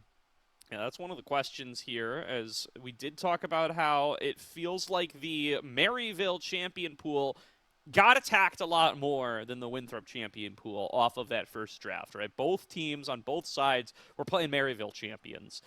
So Winthrop, not going to feel some of the losses. They're not going to feel the loss of the Azir. They're not going to feel the loss of the Bard. They're not going to feel the loss of the Wukong, because those aren't champions that they played. Whereas Winthrop's selections were largely champions that we do see from Maryville. Things like the Orianna, things like the Vi, things like the Ambessa. So what is the adaptation here? How deep can these pools go? We are confident that these Maryville guys can play plenty of champions, and we've seen them play plenty of champions, but the question is, what direction do they go when they've been able to so reliably get these same compositions game in and game out all D1 season? So Nar tells me that we're probably moving into Renekton. Gwen also maybe says instead of Renekton, maybe it's a Scion. So up to Winthrop, are we going to stay with the same bans as last game with Nico, Poppy, and Trundle? Instead, they're going to swap it for the Scion. I think this is really smart, a good adaptation. Trundle isn't as strong as a blind as it was when it originally came into prominence midway through the year, and with champions still like Xin Zhao in the game, you're probably still moved away from picking this up. Now we're going to take away a big champion from Winthrop's this time, where they actually lost on Denethor's most played Ambessa. Now you take away the Rise, which is also Sword's most played, so wondering if he's going to be moving into things like maybe the Akali. No, we're immediately shifting into Mel now. All right, this is the Faker effect, right? Everybody's big into the Mel now after it started to become Oh a bigger yeah, pick same for with like T1. Anivia. Anivia started popping up at playoffs, and I'm like, guys, none of us are Anivia players. Let's just put this down. No. Yeah, well, some picks you're allowed to take inspiration from the championship, and some you aren't. Mel, I think, can fall into the earlier category. I think the execution there is very, very strong, and it's been a pick that has, I think, been a little sleeper OP for a while. So I've been taking advantage of it. Now everybody else has started to take advantage of it too, and they're starting to make a little bit more of adjustments to how that passive works to try to tamp it down a little bit. But in the meantime, Sword going to snatch it up, likes what that matchup looks like into Rise, should have a substantial range advantage as they get into these longer harassment wars. Also pairs up very nicely with the Pantheon, who can guarantee a connection on the Solar Snare. Yeah, what I want to see from Winthrop now is just a composition that's going to be essentially keep away. Like we're gonna put our palm on the top of your head, and you're gonna stay one arm's length away from us while Mel is slinging spells, and you can even allow for Renekton kind of be this weird interline bruiser for this team. So now I'm seeing a lot of good lockdown with Pantheon and Renekton. I want to see a little bit more damage. maybe even something a little bit more supportive. We haven't seen a ton of Jhin come out from Mobility. It has been a very high priority pick for Scary Jerry throughout this season. And with the Rakan also, I wonder what kind of 80 carries we're going to be seeing from R2.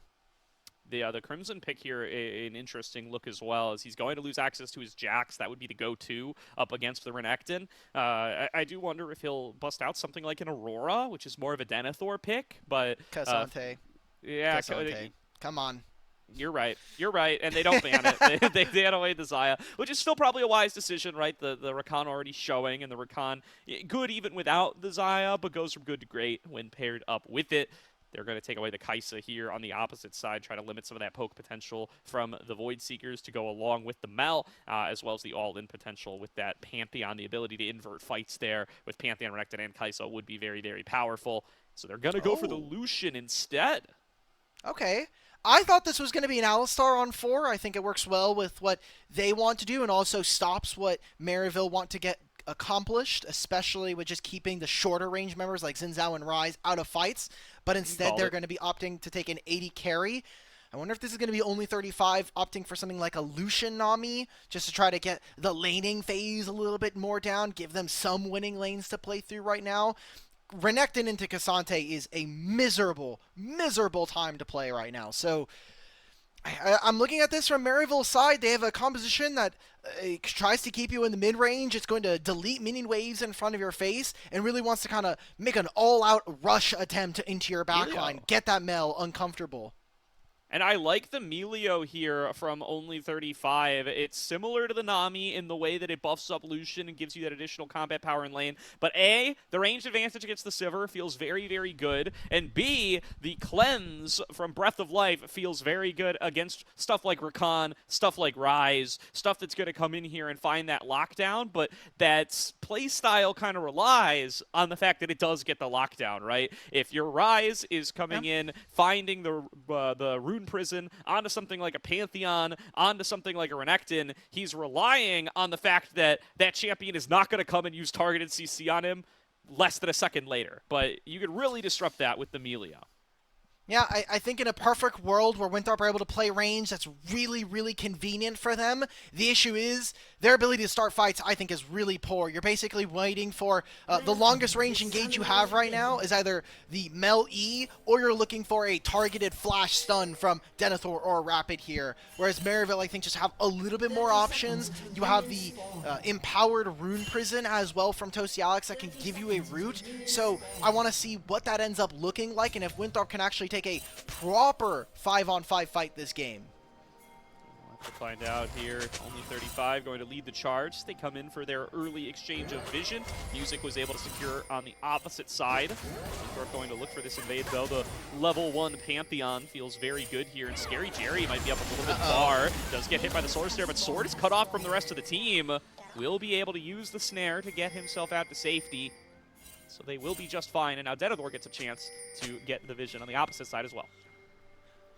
A lot of vision being denied away from Winthrop, but it's also a lot of wards already used here by Maryville. Music doesn't have his, Scary Jerry won't have his, and all 4 wards gone from Winthrop's side. So after the first 3 minutes, the map is going to get very, very dark, and I think that actually ends up being in favor of the Eagles here. Nice early trade starting off, though. Scary Jerry going to lose about half his HP immediately. The warm hugs start from only 35, going to give that initial boost over to mobility to help these trades hurt just a little bit more. And now, yeah, Scary Jerry's still playing up and aggressive on the Sivir v Lucian. He will be punished for this. I was wondering why only 35 is so far away. If I'm crouching, I'm like, maybe we should just press some buttons on this guy. Like, is he allowed to walk up here? Jerry goes down to half, ends up being true. Also going to know that his jungler is coming towards this side of the map, whereas for mobility, the jungler's pathing away. They want to see if they can open up maybe the mid lane matchup, if not the top lane one, because this Renekton versus Cassante matchup is not easy even early on for the Renekton, and it doesn't get any easier as the game goes on. So it's going to be one where we need to see how Denethor pilots in the mid game around team fights. There's heals blown from both supports here as only 35 mobility feel like they found a good trade opportunity. One knock-up connected from Cryogen, but was not able to be converted into very much damage. Rapid and Music are to find each other here. It's an exact copy of what we saw from Music in game number 1, and it's the exact same result, perhaps even worse for Rapid. Meanwhile, Flash into the bottom lane. Mobility wants to be able to find this 2v2. Warm Hugs isn't enough. They exchange kills, but one goes over to only 35, while the other goes over to Scary Jerry, and Cryogen happy to take this supportal combat all the way. He'll end up regretting that, as he has to back away from the turret. Meanwhile, Music did finish off the kill onto Rapid. They trade flashes, and Music gets his man. And look at who the big losers are for both teams here. I mean, Scary Jerry, yes, him and the enemy AD carry will miss out on that wave. Milio is going to be on a bit of an off timer in comparison to their AD carry, but so is Cryogen. Look at the solo lanes right now. Sword almost gets solo killed alongside Toasty Alex. Almost a 1v1 there. See a couple of members of Maryville are in the area right now. But Denethor lost his flash for that trade. Sword's without rebuttal. He's got to go all in to try to kill Toasty here. He can't get him, and he has to flash. Scary Jerry just walks up menacingly and gets a big summoner spell off of the Winthrop mid laner. Does Denethor... Oh, yes, Slice and Dice in 3. If that was even 2 seconds shorter, that could have been a solo kill going over to Denethor. We get to take a look back at the first blood here.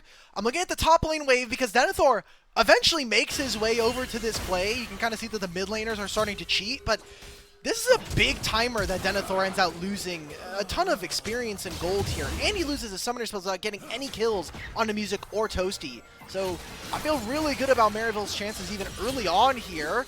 Another skirmish. Rapid looking to take the fight a little bit further. Feels confident with Sword at his back. Wants to try to finish off this kill, but the Solar Snare didn't connect. One more auto from Sword will find the passive execute, but Toasty Alex has been pumping machine gun spells right into Sword's back the whole fight. 2 for 1, Maryville. I think that was a very close fight. You saw that Music, his positioning was so important there because he gets behind the Pantheon ability, which means it does no damage in that matter. And Music ends up finding another kill onto Rapid. Rapid is really getting exploited in these jungle matchups right now. And it's not only resulting in a lead for the jungle, but Toasty getting kill after kill right now. He has double buffs at 5 minutes in. This Rise, one of the big parts of him is that he has good trading early. He's very, very strong even in the laning phase, but he is completely gated by his mana cost. With blue buff this early on, it's going to be tough for Winthrop to get priority at any point here early on. And Denethor's suffering too, right? That cheat over towards the topside jungle during the first blood cost him control over the wave, ended up costing him his flash in the extended exchange. And now he's going to be without that ability, and at that disadvantage means he can't play as aggressively in this lane as he might like, and has himself a minor CS disadvantage as a result. That's not good, because we picked the Renekton to hopefully get us priority, to hopefully be able to be a bruiser in these mid-game fights. We'll see. Now a 2-on-1 coming through mid. Music is pathing away from the mid lane, but recognize he's probably going to be fine. Just hits a Scryer's Bloom to get vision on the bottom side of the map, where it seems Maryville are going to be maybe looking for a play, maybe opening up with Cryogen, who does have teleport coming on through. They're actually going to just use that to get Cryogen back to lane a little bit faster. That early rebuttal from Sword, I think, showed his hand a little bit in the mid lane exchange. Toasty immediately recognized that he needs to back away, but here comes Music on a deep flank that they were not ready for on the side of Winthrop. Mobility knocked up, double knockup found by Cryogen. Bouncing boomerangs between the two. One more will find its way to Mobility, and an execution for Cryogen means no return gold to Winthrop. As soon as the Super Mega Fire Kick comes out and misses, that's where it gets a little bit dicey. I mean, very few summoner spells available for Winthrop. It's the barrier that comes on through for Mobility, but it's not enough. Cryogen, that execute, I think, an extra dagger in the side of the Eagles as Maryville make another successful play here in game number 2. And it looks like they're going to continue their dominance with Cryogen opening up on mid. You have Xin Zhao covering the bottom side entrance. This entire side of the river is basically inaccessible for Winthrop.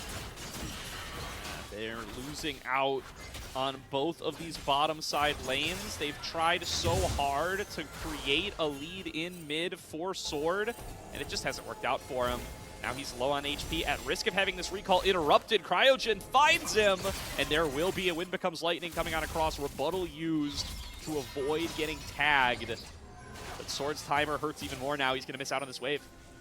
Oh, Denethor is being called over. They want to try see if they can fight for music. Remember, no flash on this, but Rapid's going to ult for mid. Rapid coming on in. Sword has no mana here. He's going to get like maybe one solar snare off. Does throw it on off. Probably can't even cast the ultimate. Maybe he'll get enough in short order. Please. But they will not be able to find the extended trade. I mean, they get the wave. This was a fight. I mean, over cool, being but able to look farm who's a getting the mid-wave. wave top lane. Look at Scary Jerry. He's just hoovering up minion waves and assaulting this turret for all its turret plates. Like, they're losing massively here, and that play did Bupkiss. There was nothing. Yeah, I mean, you wonder whose call it is, but I mean, Denethor's miserable this game, right? He just keeps getting called for help, or keeps volunteering to come help, and he can't help, but he also hurts himself in the process. Now he's trying to find this fight. I think a little frustration showing here from Denethor. He cannot win this 1 versus 2, but he's giving up so much. He's like, okay, well, can I kill Sivir? No, of course, Crowdgen's here. Like, we talk a lot about some of the intangibles, some of the things that not are just mechanical differentials that come on through, but I think Crowdgen has definitely already shown himself a player that we have a lot of question marks about, not only his time here in Division 1 and in Collegiate as a whole, but looking at his time playing competitive. I mean, this is one of his first fearless best of fives we've got to see from him, and whether or not he is going to be a top-level support prospect is going to come down to best of fives like these.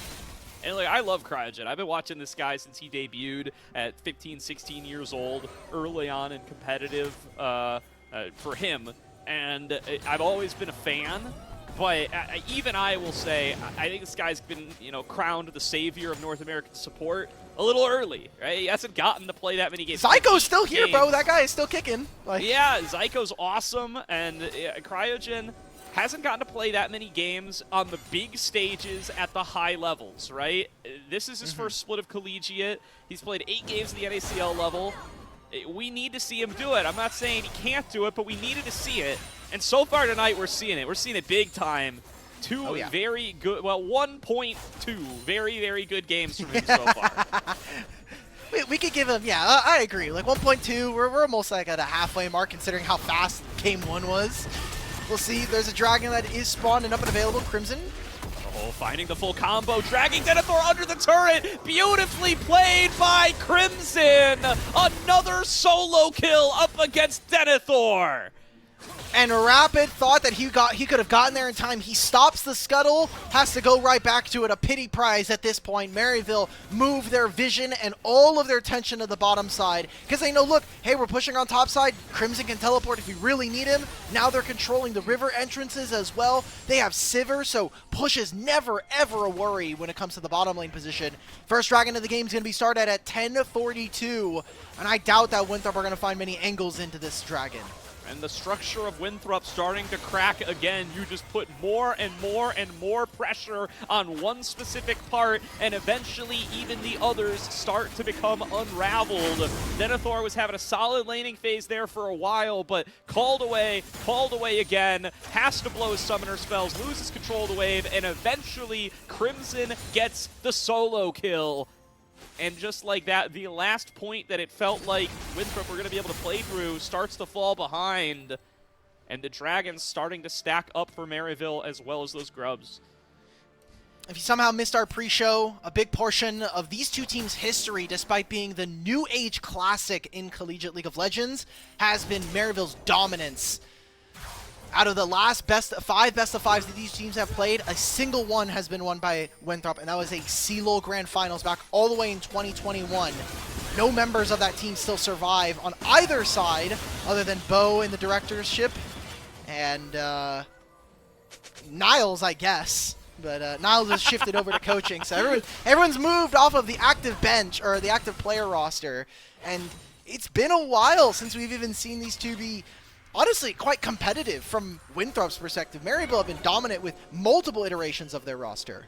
Yeah, it's a long-standing rivalry, but that's what makes them starting to pull ahead in this series, and their potential win here tonight so meaningful is this is them doing it with a new roster, a new lineup.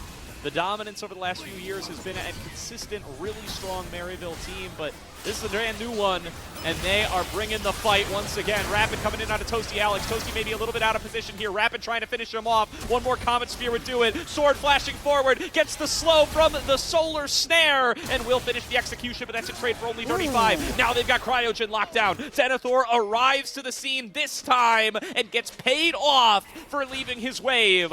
It's a 2-for-1 in favor of Winthrop. Again, but it's all about what you're losing for this Scary. character. I don't know about this one, brother. He pops on the hunt here. What Now the? he has to pop Flash, but Denethor's all over him. Has the Dominus waiting on Slice and Dice. Gets him pinned between the turret. Solar Snare doesn't quite find him, but he gets the execution off Golden Eclipse. Okay, Jerry just gave them a free donation, and I mean, Winthrop, they make good on the play. They get 3 kills there for themselves, or 2 kills, yeah, 3 kills overall. They do lose access to mid. They get a wave in on top side, but not really much doing there. Crimson is going to be the biggest winner out of all of this if you're a Maryville fan. The Saints top laner getting an entire bottom lane tier 1 to himself before turret plates fall. And Cassante was already a problem in this game. We'll have to see whether or not Cassante can deal with a champion like a Mel later on, or even this Lucian as more and more items start to come on through for the carries of the Eagles. And, you know, they just keep trying and trying and trying again, and finally they've been able to get some money onto Sword.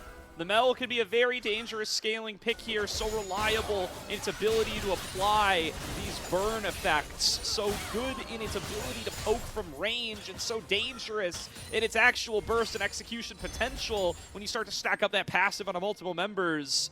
It's something that they can play through coming into this later game, and the fact that they've been able to stack so much gold on a Sword, it's a great lifeline for a Winthrop team that is much more in the game at 15 minutes than they were in game number 1. It's all about those surrounding pieces, though, for me, because Mel can definitely get through it, but she needs multiple rotations of spells, and if she doesn't have the front line next to her, if you have a pretty weak Renekton, if you have a pretty weak Pantheon, I don't think Emilio is really going to be saving too much of this team composition. But Sword, I mean, another long-standing player here for Winthrop, a player that I think has really made a lot of great transitions away from just being this, like, utility-focused, control mage-only player. You talked about just this season alone, breaking out some more assassins, and the addition of Mel to the pool, I think, is significantly more, I guess, interesting to me because of how it plays, and it basically being a New Age Xerath, but for tank busting. Yeah, New Age Xerath that you could actually pick. And True. That's pretty helpful for this Winthrop squad. It really feels like it's up Sword's alley, too. The kind of identity he's carved out for himself since returning to mid lane.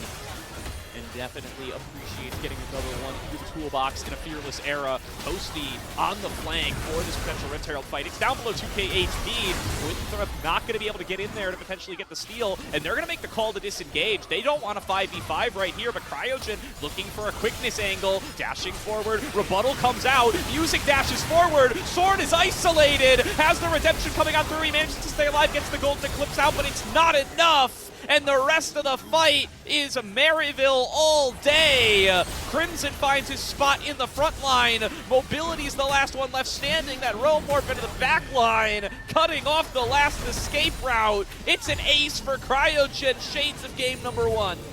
Another trade where it's just Cryogen who dies, but it is all Maryville in this fight. They have control of the top side. They move so cleanly into this mid lane play, and with 3 grubs, they'll grab the first turret as well. And it looks like they're even going to try to make a movement into this dragon with Toasty going to the top wave for one timer with a teleport. Let's kick it right into this replay and see what exactly ended up occurring around the Rift Herald here. Toasty with a magnificent flank. Remember, we talked about who's going to be frontlining for this team, because Emilio can do work, but Emilio cannot do it all.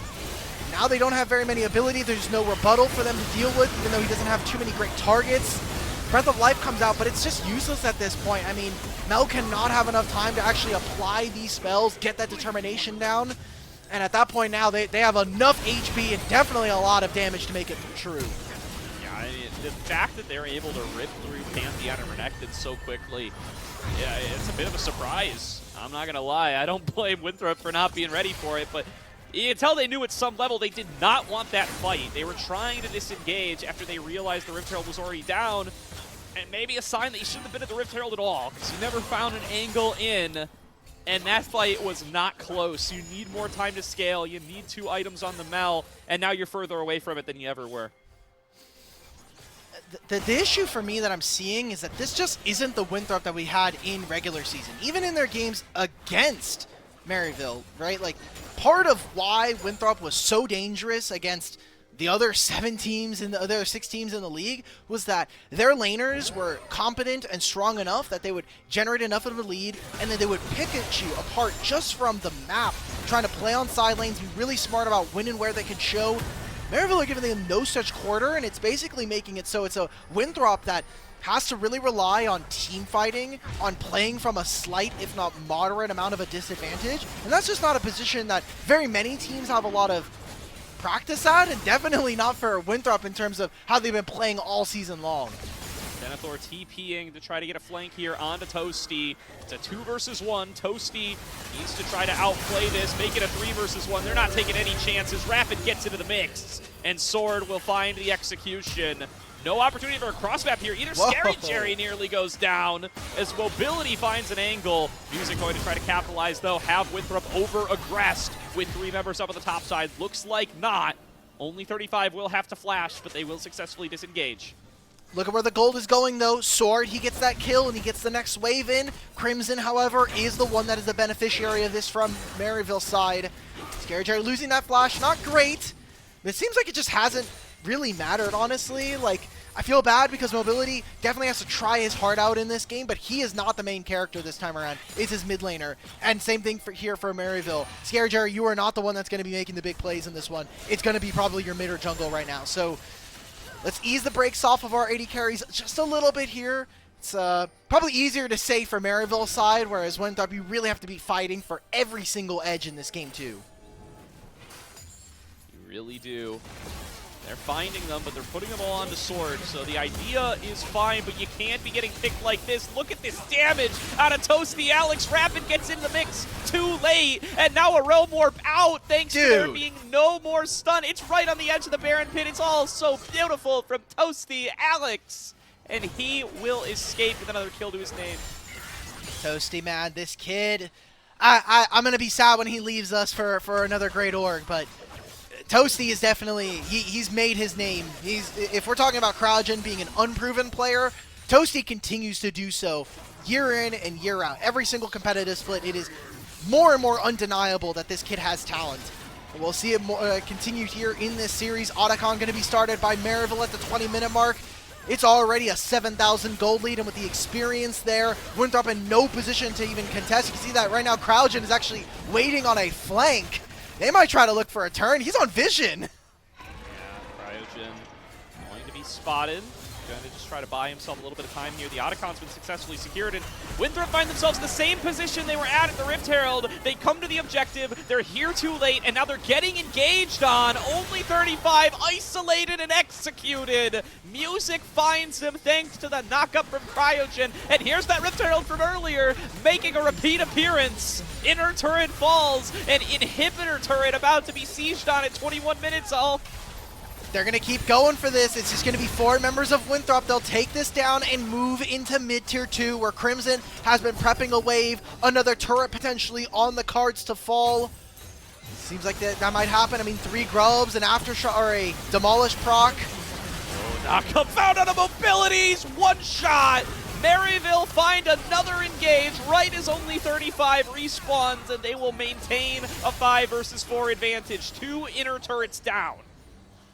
So in the pregame to this, there were some questions that we got to ask for Maryville. Crimson was asked about his matchup versus Denethor, and in it, at the very last point, he said it'll be a quick 2-0.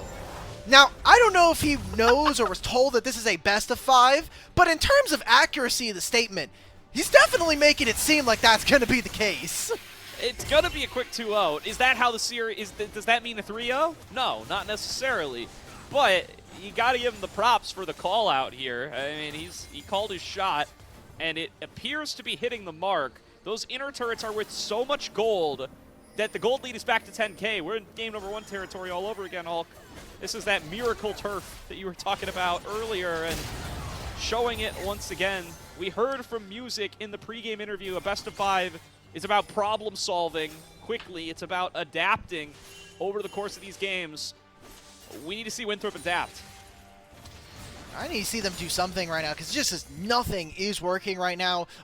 Another slow early game from them where they weren't able to find too many objectives. More of these outer turrets are going to fall. It's just the inhibitor line again. 15-17. We are very close to our last game. Game 1, Winthrop ended with 7 kills. And that was a 26-minute affair. Maryville are just under half the amount of kills they had in that first game and looking as dominant as ever. Another beautiful engage from Music. Keeps stacking up those 3 talent strikes, using the third in the perfect moment to take out Mobility. He dies with Barrier and Flash up. Sword goes down, Denethor goes down, and game number 2, Nexus, soon to follow. Chain CC found out at only 35. Rapid desperately trying to clear the wave with one more Grand Starfall, but he's going to get chased into his fountain by the might of Maryville. They are about to find themselves a second inhibitor, and it doesn't look like they can close out the game quite yet, but they are damn close. Yeah, looks like they'll take another recall here. All right, everybody, let's play a little bit of a fun game. Game 1, 26-11 was game time. We're going to take another reset here. Do we think it's going to be an over? Do we think it's going to be under? Because Maryville are really trying to put the brakes down on this game number 2. And in this series, again, just the level of domination we've seen from them just in Division 1 and across Collegiate as a whole in 2025 is near unmatched. It's looking pretty one-sided in this final. No shades of the Week 1 matchup to be found. This team's got more time to gel together, and it shows over the course of these 2 games so far.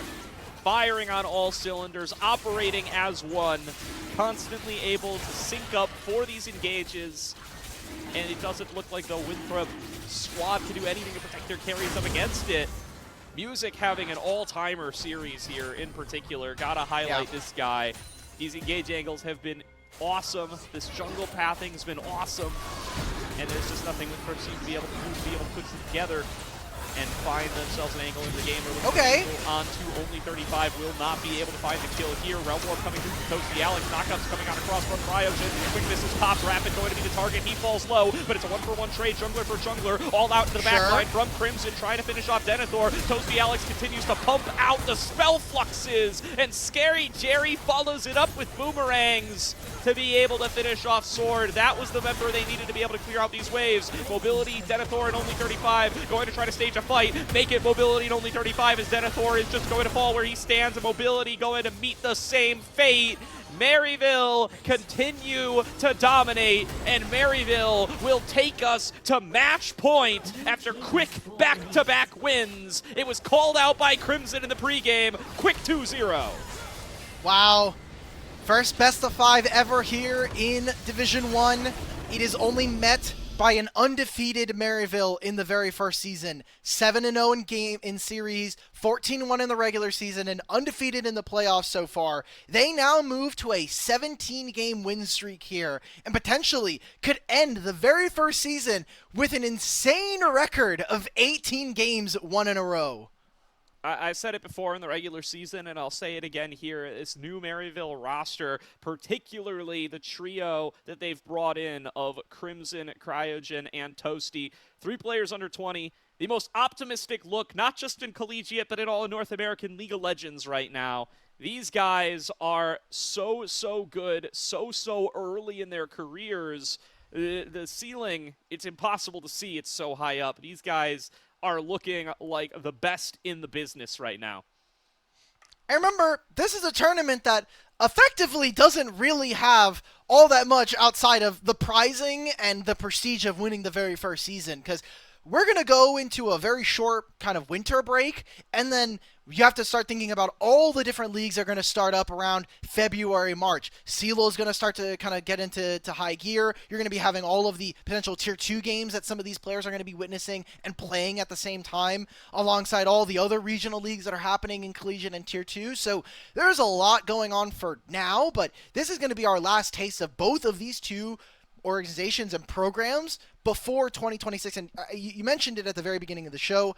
This is going to color so many narratives, not only just for these 2 teams, but the collegiate landscape as a whole. Yeah, Maryville looking to set the tone for 2026, and it is a dark tone for the rest of the region and for the rest of the scene if this is what it's going to look like. Setting up for a very, very dominant season and looking to close out a very dominant season right here in Division 1. Could be one more game, could be up to 3. That's up to Winthrop and what they can do to adapt coming into this third draft. We're going to throw it to a quick break while they do that. But stay tuned. We're going to be back for our match number 3 in very short order. Think you know how today's matches will play out? Prove it with Division 1 pick'ems. Follow along and put your predictions to the test.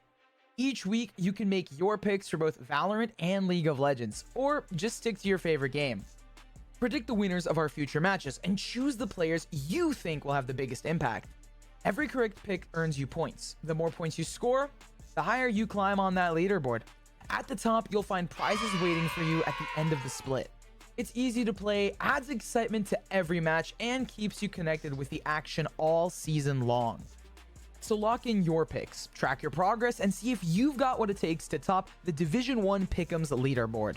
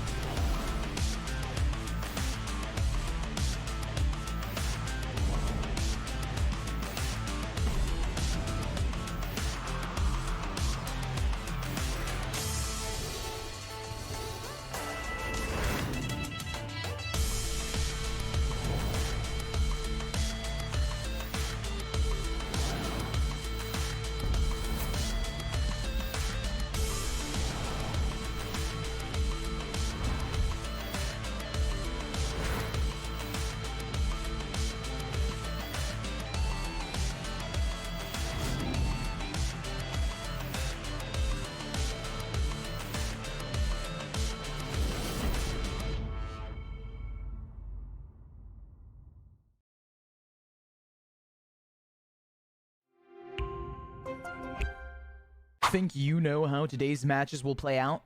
Prove it with Division 1 pick'ems. Follow along and put your predictions to the test. Each week, you can make your picks for both Valorant and League of Legends, or just stick to your favorite game. Predict the winners of our future matches and choose the players you think will have the biggest impact. Every correct pick earns you points. The more points you score, the higher you climb on that leaderboard. At the top, you'll find prizes waiting for you at the end of the split. It's easy to play, adds excitement to every match, and keeps you connected with the action all season long. So lock in your picks, track your progress, and see if you've got what it takes to top the Division 1 Pick'ems leaderboard.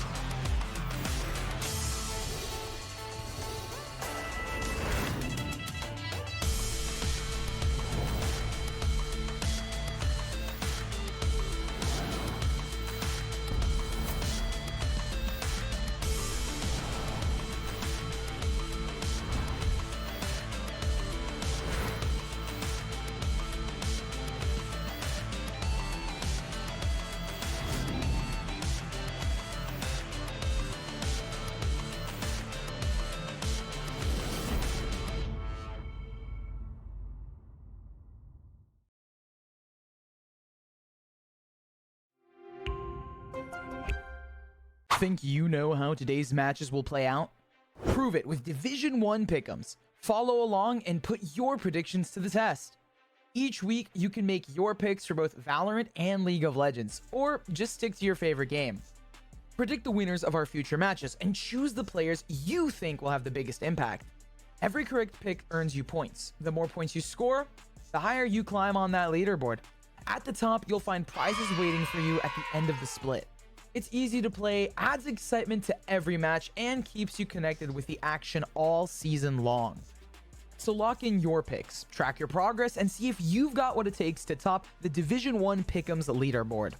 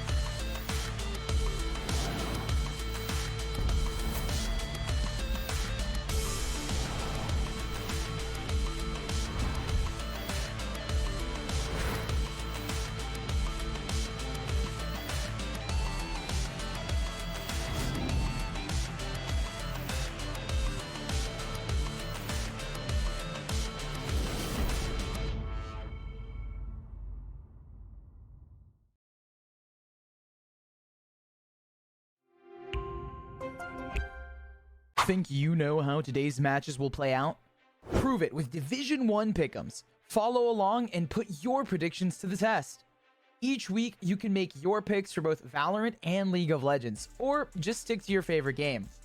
Predict the winners of our future matches and choose the players you think will have the biggest impact. Every correct pick earns you points. The more points you score, the higher you climb on that leaderboard. At the top, you'll find prizes waiting for you at the end of the split. It's easy to play, adds excitement to every match, and keeps you connected with the action all season long. So lock in your picks, track your progress, and see if you've got what it takes to top the Division 1 Pick'ems leaderboard.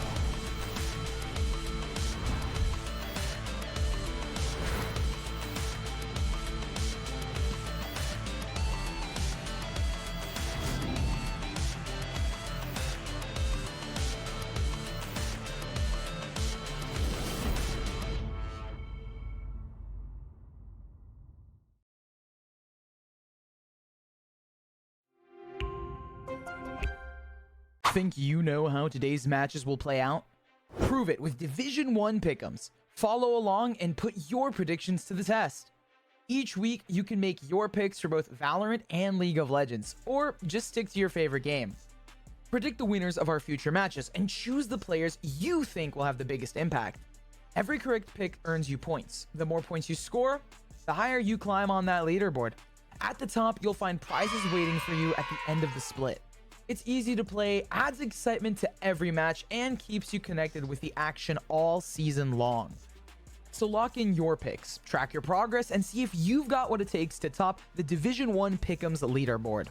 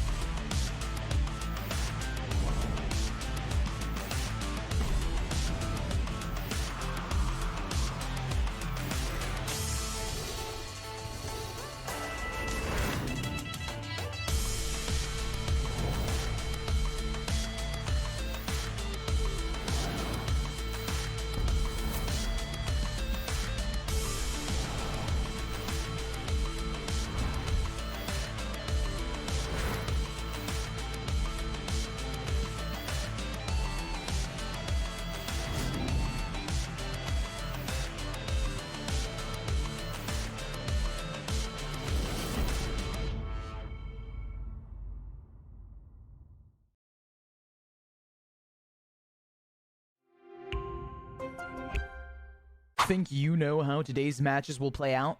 Prove it with Division 1 pick'ems. Follow along and put your predictions to the test. Each week, you can make your picks for both Valorant and League of Legends, or just stick to your favorite game. Predict the winners of our future matches and choose the players you think will have the biggest impact. Every correct pick earns you points. The more points you score, the higher you climb on that leaderboard. At the top, you'll find prizes waiting for you at the end of the split. It's easy to play, adds excitement to every match, and keeps you connected with the action all season long. So lock in your picks, track your progress, and see if you've got what it takes to top the Division 1 Pick'ems leaderboard.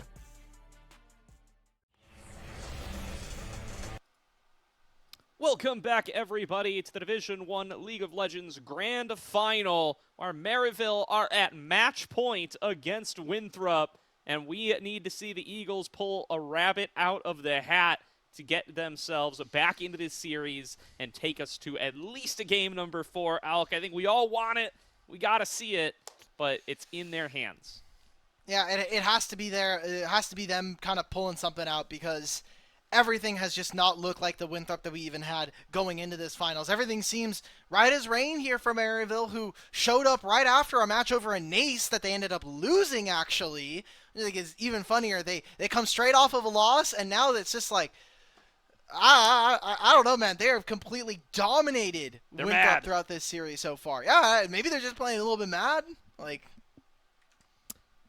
I mean, that's as good an explanation as any, because they are looking clean and crisp on the day, and they just look like they're coming in knowing exactly what they want to do and executing on it consistently. One thing that this swap to blue side does, in theory, prevent, at least to some degree, is the early invade of the red buff from Music onto Rapid, which he has done twice in a row and has completely taken over the game from. In what both if he games does it number again? 1 and game number 2. If he does it again, it's going to be on the bottom side, which is different. That is true. We're going to have Winthrop again attach themselves with a Trundle B1 ban.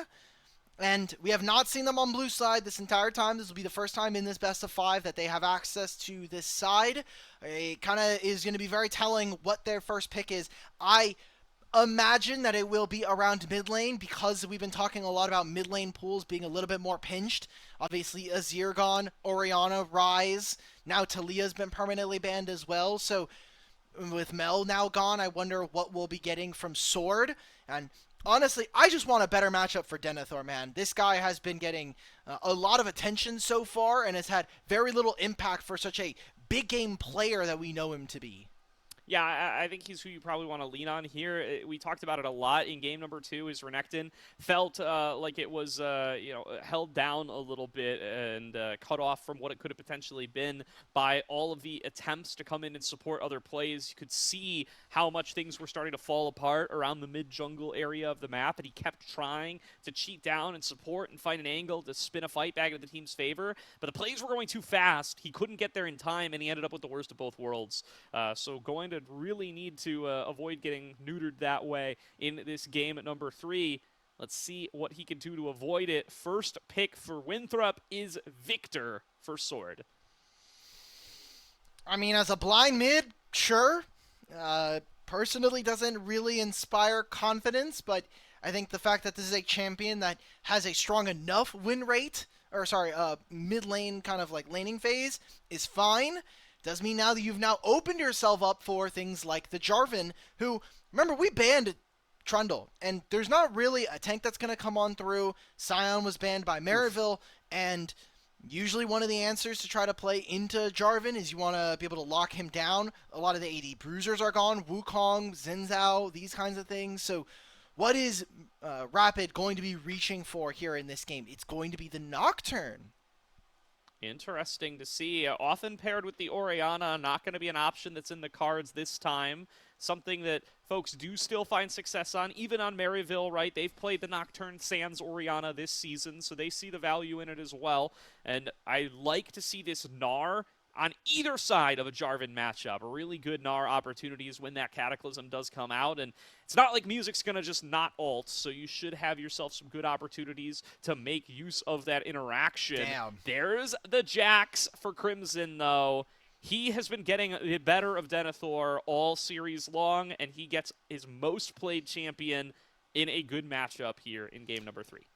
Not only a good matchup in the lane, but I just think stylistically, from what Winthrop are showing, this champion Jax is a beast. Like, the counter-strike and leap strike into a flashless Victor, good luck playing the game. Even in a skirmish where the junglers are involved, Nocturne doesn't want to get anywhere near a Jax if he doesn't have the spell shield. So, really cool stuff going on. I think the interactivity of trying to use the Nocturne ult versus Galio to turn off the heroic entrance is interesting. Again, it all comes down to timing here, and we've seen Winthrop struggle a little bit here throughout the series.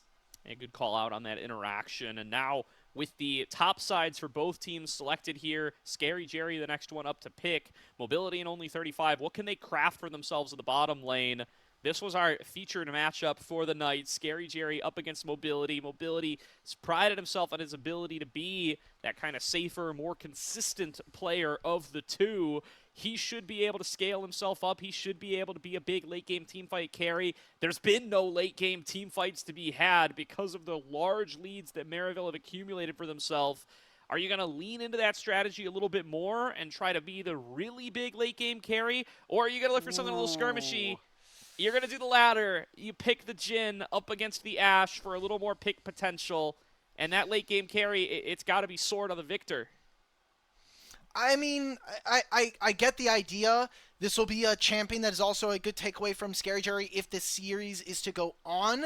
I like the Alistar going into Jax, Jarvan, Galio. This does feel pretty good. This Winthrop draft is starting to really come together. I think also having the Deadly Flourish where you can interact at range if Nocturne does go flying. Your AD carry isn't just sitting there with his hands in his pants. And he's like, well, I don't know what I'm supposed to do here, guys. Like, I can't really interact. He'll have the range, he'll have the Deadly Flourish, and the ultimate. Renata is interesting as a way to counteract some of the shorter range nature of Winthrop's carries. My only worry here for Maryville is that if they fall behind, they're going to have a big lack of damage coming on through for this composition. But I think the same can be said where Winthrop don't have very many tanks to kind of withstand a Jax or even a Jarvan going forward. Yeah, definitely. They need to kind of punt him out, and they only really have one of those in the form of the Alistar. So really going to need to make sure you're able to keep this Victor safe. If you're able to find the advantage early on, it's going to pay off big time for the Eagles. And that's what you're going to be crossing your fingers and hoping for, doing your best to manifest on Summoner's Rift as we get into what could be the final game of the Division 1 Grand Finals. Maryville 1 game away from a perfect playoffs run. Winthrop trying to extend tonight's best of 5. By the way, in the best of 5s that we have actually seen between Maryville and Winthrop, only 2 of them have ever actually gone, only 1 of them has actually gone to 4 games. The rest of them are 3-0s. You look all the way back in NACL Split 2 playoffs between these two teams, a 3-0 for Maryville, known as Dark Zero Dragonsteel at that time. 2024 CLOL, a 3-0 for Maryville. 2023, a 3-0 for Maryville in CLOL championships. And even you look back all the way to Gateway Legends in 2021, another sweep for the Saints. So Winthrop are going to not only have to break tradition, break history, but they're going to have to do it in reverse sweep fashion against the overwhelming favorites of the tournament. And they just become more and more overwhelming favorites with each game that passes. They look like they are flawless in their ability to execute on these early games so far up against Winthrop. They've come in with a really strong game plan, and we haven't even really had to see them change it up much. Now that the side swap has come on through, maybe that's going to force their hand and maybe create some interactions where Winthrop feel a little bit better here. See the top laners start to go at it right off the bat, and this is going to be a lane I think we're going to see a lot of action early on. Only 35 with the early headbutt in the bot lane exchange as both supports do pop that heal for the early trading power. Look at Sword already. He's starting to get some vision. He wants to see if they can find music early. It's going to be junglers going towards opposite sides here with music pathing down towards Scary Jerry and Cryogen with Rapid making his way up towards top side. Wants to help Denethor make sure that he's safe on the bounce because that's one of the places where it can be a little scary, and it's a good way to punish this Jax. Good to see this bot lane starting to push there we go. In for Cryogen and Scary Jerry, and only 35 taking the brunt of the abuse from it as he falls below half HP. Still does want to threaten that potential engage, especially underneath the turret. A flash headbutt, or a flash pulverize headbutt underneath the turret could really start to swing this early lane in the favor of Winthrop, and the kind of play that only 35 is clearly looking for. Beautiful handshake though from Cryogen. Will be able to stop only 35's distraction. It is a reactable move that he can do if he tries to headbutt in. A little bit of a split lane here as we take a look at both of our lanes. I think it's really interesting that we did see pings come out from Winthrop saying, okay, music's on the bottom side of the map. He asked that that's really the only place he can be right now as this Jarvan. He's going to finish his 6th camp on the blue buff a little bit ahead of the Nocturne, which can be scary. This bottom lane is prepping a wave. I don't think that Music has enough time to get here, but they are stalling it out. Seems like they want to try to make this. It'll be on Vision, however. Music coming in for the early bot lane dive. This is a departure from his strategy so far. Means he will not be attacking Rapid. Can he get away with this, though? The wave being cleared out incredibly quickly does make this dive look a little bit tough. The next wave is crashing on in. Eyes on what only 35 and Mobility can do in this 2 versus 3. Nice punch found by Toasty Alex. He gets the first blood. He calls out the flash. Solo kill for the Maryville mid laner. The dive is a 1-for-1. And what a move there in mid lane for Toasty to find the early advantage. And that's a solo kill, by the way. That is the Galio versus Victor. It's hard for Victor to get much done in this matchup. Jerry pops the ghost. This could be only 35 losing his flash. Potentially trying to get a little aggressive here. I don't even know if he's going to get away with the flash. Does flow it. Scary Jerry not willing to commit his own. That is another engage cooldown. And this is where we see only 35, no Hex Flash on the Alistair. Interesting. I wonder what his choices were, because he did go for Unsealed Spellbook. So if that's the case, then is he going for upgraded boots?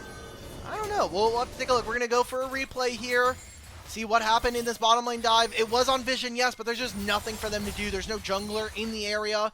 Rapid was trying to see if he can make a wraparound on mid. And I got to say, Gordo, I don't really care that CryoGen dies into the 1-for-1. I'm just looking at this massive wave that Mobility is going to miss out on, and the gold lead now that they're going to be experiencing from the side of Maryville. Yeah, and we cut away from it real fast there, but I do want to once again give props to Toasty for that solo kill as well. Calling out Sword's Flash with the Winds of War. Knew exactly how that fight was going to play out from the moment he connected the Justice Punch. And he reaps the rewards with that kill. Now looking very strong in the mid lane, going to be the first one to hit level 6 here before too long. And then that dive becomes a possibility in the bottom lane. Once again, it gets even tougher to survive for only 35 in Mobility, so gotta stay aware of the potential risk there. This is a top lane matchup that is starting to pull ahead for Winthrop, though.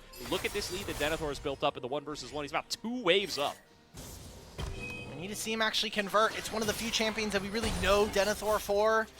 From before he ended up really getting competitive. It was Gnar and it was Camille, all the way back in those Tempest days.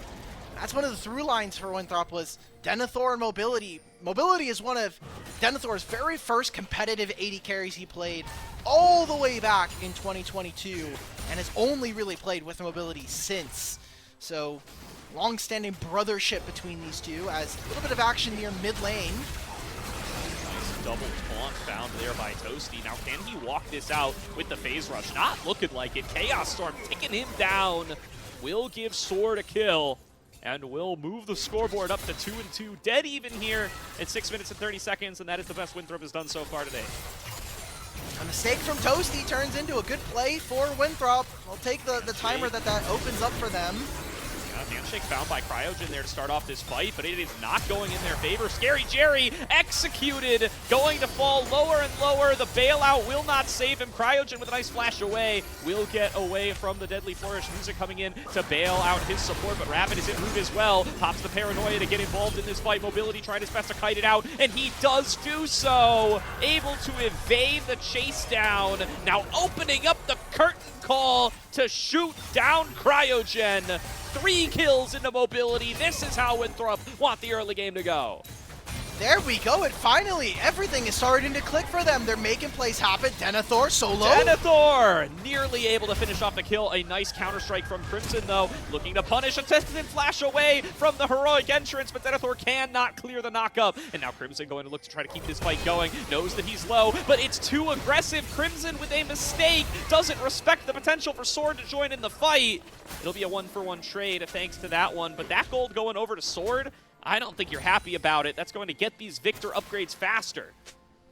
Yes, correct. The Victor upgrades are going to be coming on through a little bit quicker than maybe expected. And for Winthrop, they are fighting back. This is the first time in this entire best of 5 we have seen Winthrop with a gold lead. And a pretty sizable one at that at 8 minutes and a 1,500 gold lead right now. So I need to see them now continue to snowball this. Let's not give Maryville ways to get back into this game, because we know the aptitude for this team to get back into good spots has won them many games and many series beforehand. Maryville, they got first access to Dragon, and they're going to potentially get all 3 grubs here. And they get Rapid in here. Paranoia still on cooldown. Cryogen knocked up by only 35, tagged by the laser, but able to fall back to the rest of the team. I don't think they're going to pull the trigger here. Not quite in range, and recognizing that Crimson is alone to the bottom side. And this is a pattern we've seen from Winthrop a lot here. They commit all 5 members up towards this top side, and they get nothing for it. Not only just that, it's just the kind of cherry on top to what you're talking about is also that they are not getting anything else. It's not like, okay, well, we're going to make a trade for the bottom side, and maybe we'll get another wave in on top lane and try to equalize between Denethor and Crimson. That entire bot wave that he gets to himself helps out in this matchup versus the Gnar. It gets him a little closer to his Trinity Force. Maybe gets him a little bit closer to a thing like a plated steel cap later on. So Maryville get the first 2 objectives of the game. They lose out on a lot of the early plays, but that's kind of the issue with their team, is that they don't have a ton of consistent damage. It's just this, honestly, just the Ashe, and even her damage is a little bit more minuscule, especially if she's going to be behind. So Maryville do need to keep the pace of the game going, and Winthrop are punishing her adequately. Hero minion there, blocks the big boulder from Denethor, keeps Crimson's health a little bit healthier than it would be, but nonetheless, Denethor still finding some nice trades here and maintaining a solid advantage over the Jax. Has himself a whole cloth armor here, the pretty much exact same build otherwise, each with a Doran's item to their name. Will be the first one to hit those upgraded boots as a result, and going to look to try to build that lead a little bit higher as well. Denethor finally getting the chance to just play an isolated one-on-one, and he is winning it here in this game number 3, although here is some cheating from the Maryville side. A beautiful arrow connects from Scary Jerry. Crimson finds an opportunity to go all in, does manage to connect the counter-strike. Wow. And as I'm talking about it, I curse him. Denethor loses his fair one-on-one, and Crimson is able to take advantage. Is Crimson just getting spoon-fed all 3 games, by the way? Because now he gets more turret plates to himself. He's going to be so strong. He's going to hit his Trinity Force before this Dragon spawns in 35 seconds. And I don't think Maryville really care that they're missing out on an Ashe ultimate. Who else from this Winthrop team is going to tank an Ashe ultimate that isn't only 35? I'm hard-pressed to imagine that Rapid's going to step forward and try to use that spell shield when there are so many other targets that he wants to be able to block out on. That's a big win there for Maryville, and even get the teleport away from Denethor. And what a call out there all the way from mid lane. Great arrow from Terrifying Jeremiah there. Just connects it all the way from downtown and picks off Denethor. You can't ask for a better position on that. Knows exactly where he's going to go. Denethor right back into it, still feeling strong in his lane, and actually gets a little bit of a window here to equalize the plates that he lost. And Rapid is waiting. They might go all in with Mega Gnar here and try to just get the kill right back. They dive forward. There's no ultimate available for Crimson. He can't make himself tankier. Does have that counter-strike to stay standing a little bit longer and manages to evade the boulder. That's critical, but Denethor can still tank up this turret just a little bit longer. Crimson's been forced outside of turret range, and Rapid will execute him with that paranoia. Winthrop managed to equalize. All right, so the kill ends up kind of being less than useful there for Maryville. The death from Denethor ends up meaning less. They get the turret on the top side. It is Maryville who are, I think, making meaningful headway on some of these objectives. Second Dragon of the game, done at 12 minutes. This is much faster than any other game here in this series. It might turn into a turret, not on this wave, but in future time. Rapid is still top lane. Music has the lockdown here from Sword. He has the flash, doesn't want to use it, but that means he's stuck inside Cataclysm, and Chaos Storm not enough to get him away. Will end up falling to the play, but this is going to be first turret secured up on the top side for Winthrop. Denethor That feats of getting strength. richer and richer, and does secure the feats of strength as well. Good call. Yeah, Winthrop, they won the feats of warfare, you know, for the first time in this series. They get the first 3 kills of the game. Maybe another Ashe arrow coming on through. Does this land on the Denethor? No Come way. on!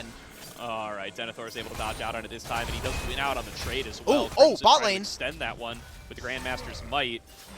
Does look like Toasty should be able to pick this one up, but what about the follow-up play? A little bit more of a collapse coming through from Sword. Note that he did hold on to the flash earlier, so would be able to chase down Galio. Good block on just his punch.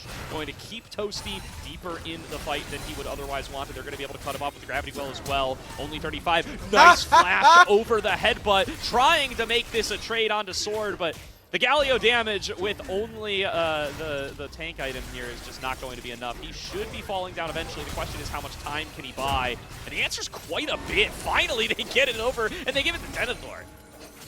Yeah, it's mostly meaningless in my mind in terms of the time that was wasted. Winthrop did end up having to move Denethor into this lane, but that's to help hopefully get him closer to the turret. Take a look back at this Ashe arrow.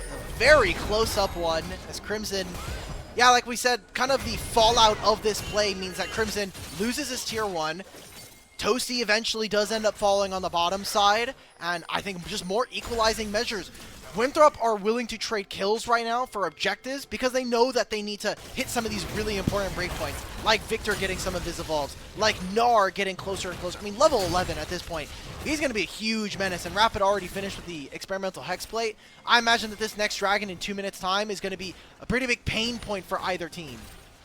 Rapid a little bit faster on the play here too, going to catch out Music as he arrives to the bottom side. Arrow coming through, not going to connect. Denethor now feels safe to be able to jump forward, maybe a little too safe as he's got a flashback away. Crimson going to chase onto him with the counter-strike, and Denethor now caught between it. Rocket, multiple hard places, will fall down to Crimson's damage.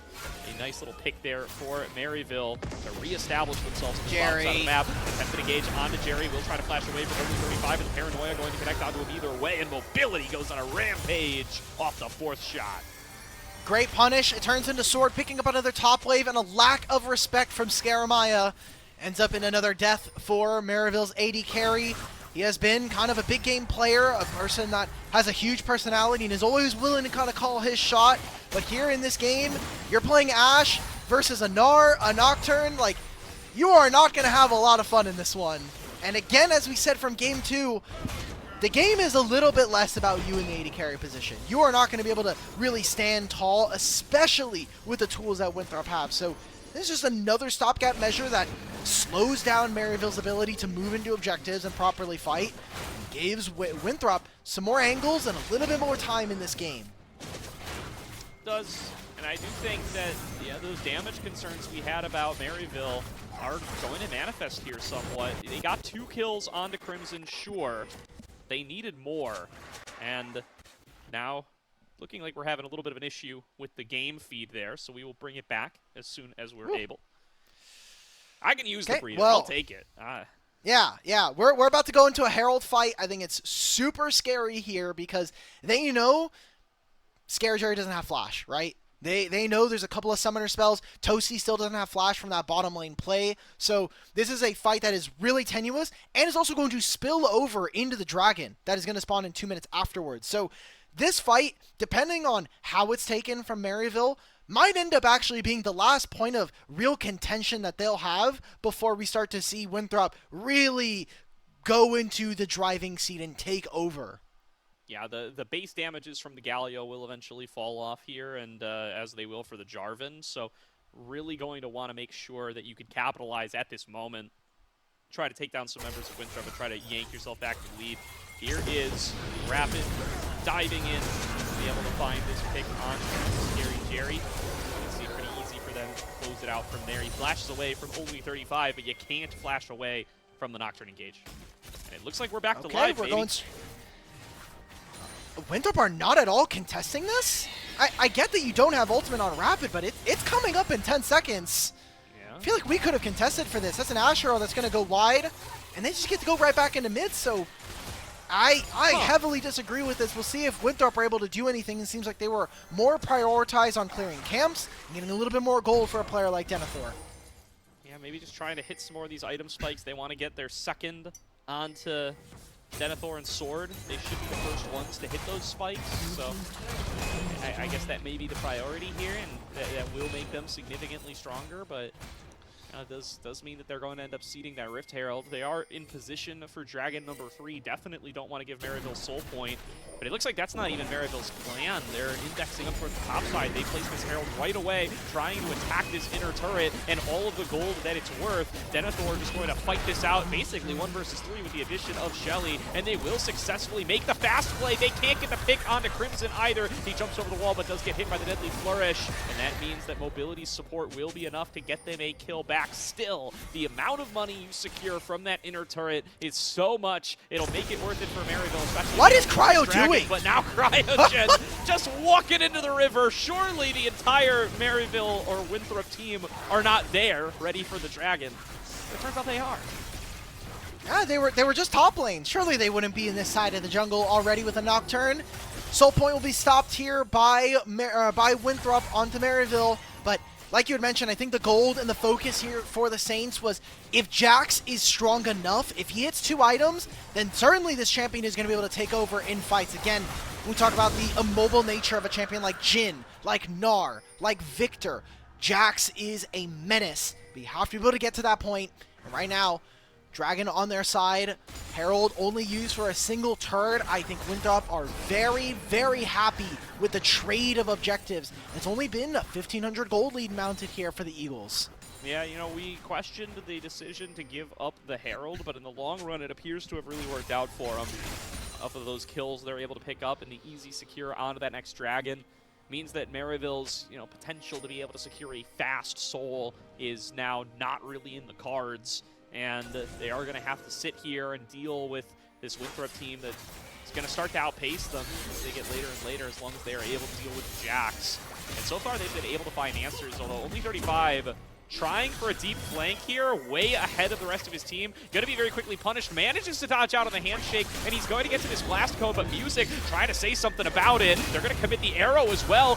Triple knockup, throwing him deeper into the pool, and with all of these summoners and ultimates used, the rest of Winthrop want to try to take the fight. They've got Cryogen very low, but that's all they've found so far. Music going to throw down the Cataclysm. They get the full combo off as the Heroic Entrance going to find the knockup onto Denethor. He's trying to go Mega, but he's not going to get the range in time. Denethor goes down to Crimson. Rapid now has to flash away from a Justice Punch, but Toasty Alex doing a good job at the front line of being able to make it. He flashes back in. Double taunt and an execution from Maryville to take the triple kill onto Crimson. 6 kills to the Maryville top laner. And no one dies! Maryville end up living, and those are 3 kills to a Jax that's going to be a huge monster in this game. We'll go right into a replay and take a look at this again. I think that the fact that they're able to stall the only 35 is good enough. Denethor invests a pretty expensive leap into this, means he can no longer get into this play.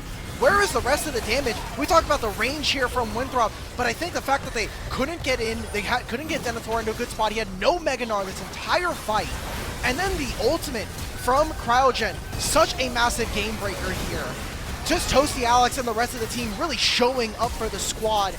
The solo lanes are doing massive work to try to claw back what was a desperate early game. This flash from Toasty, man.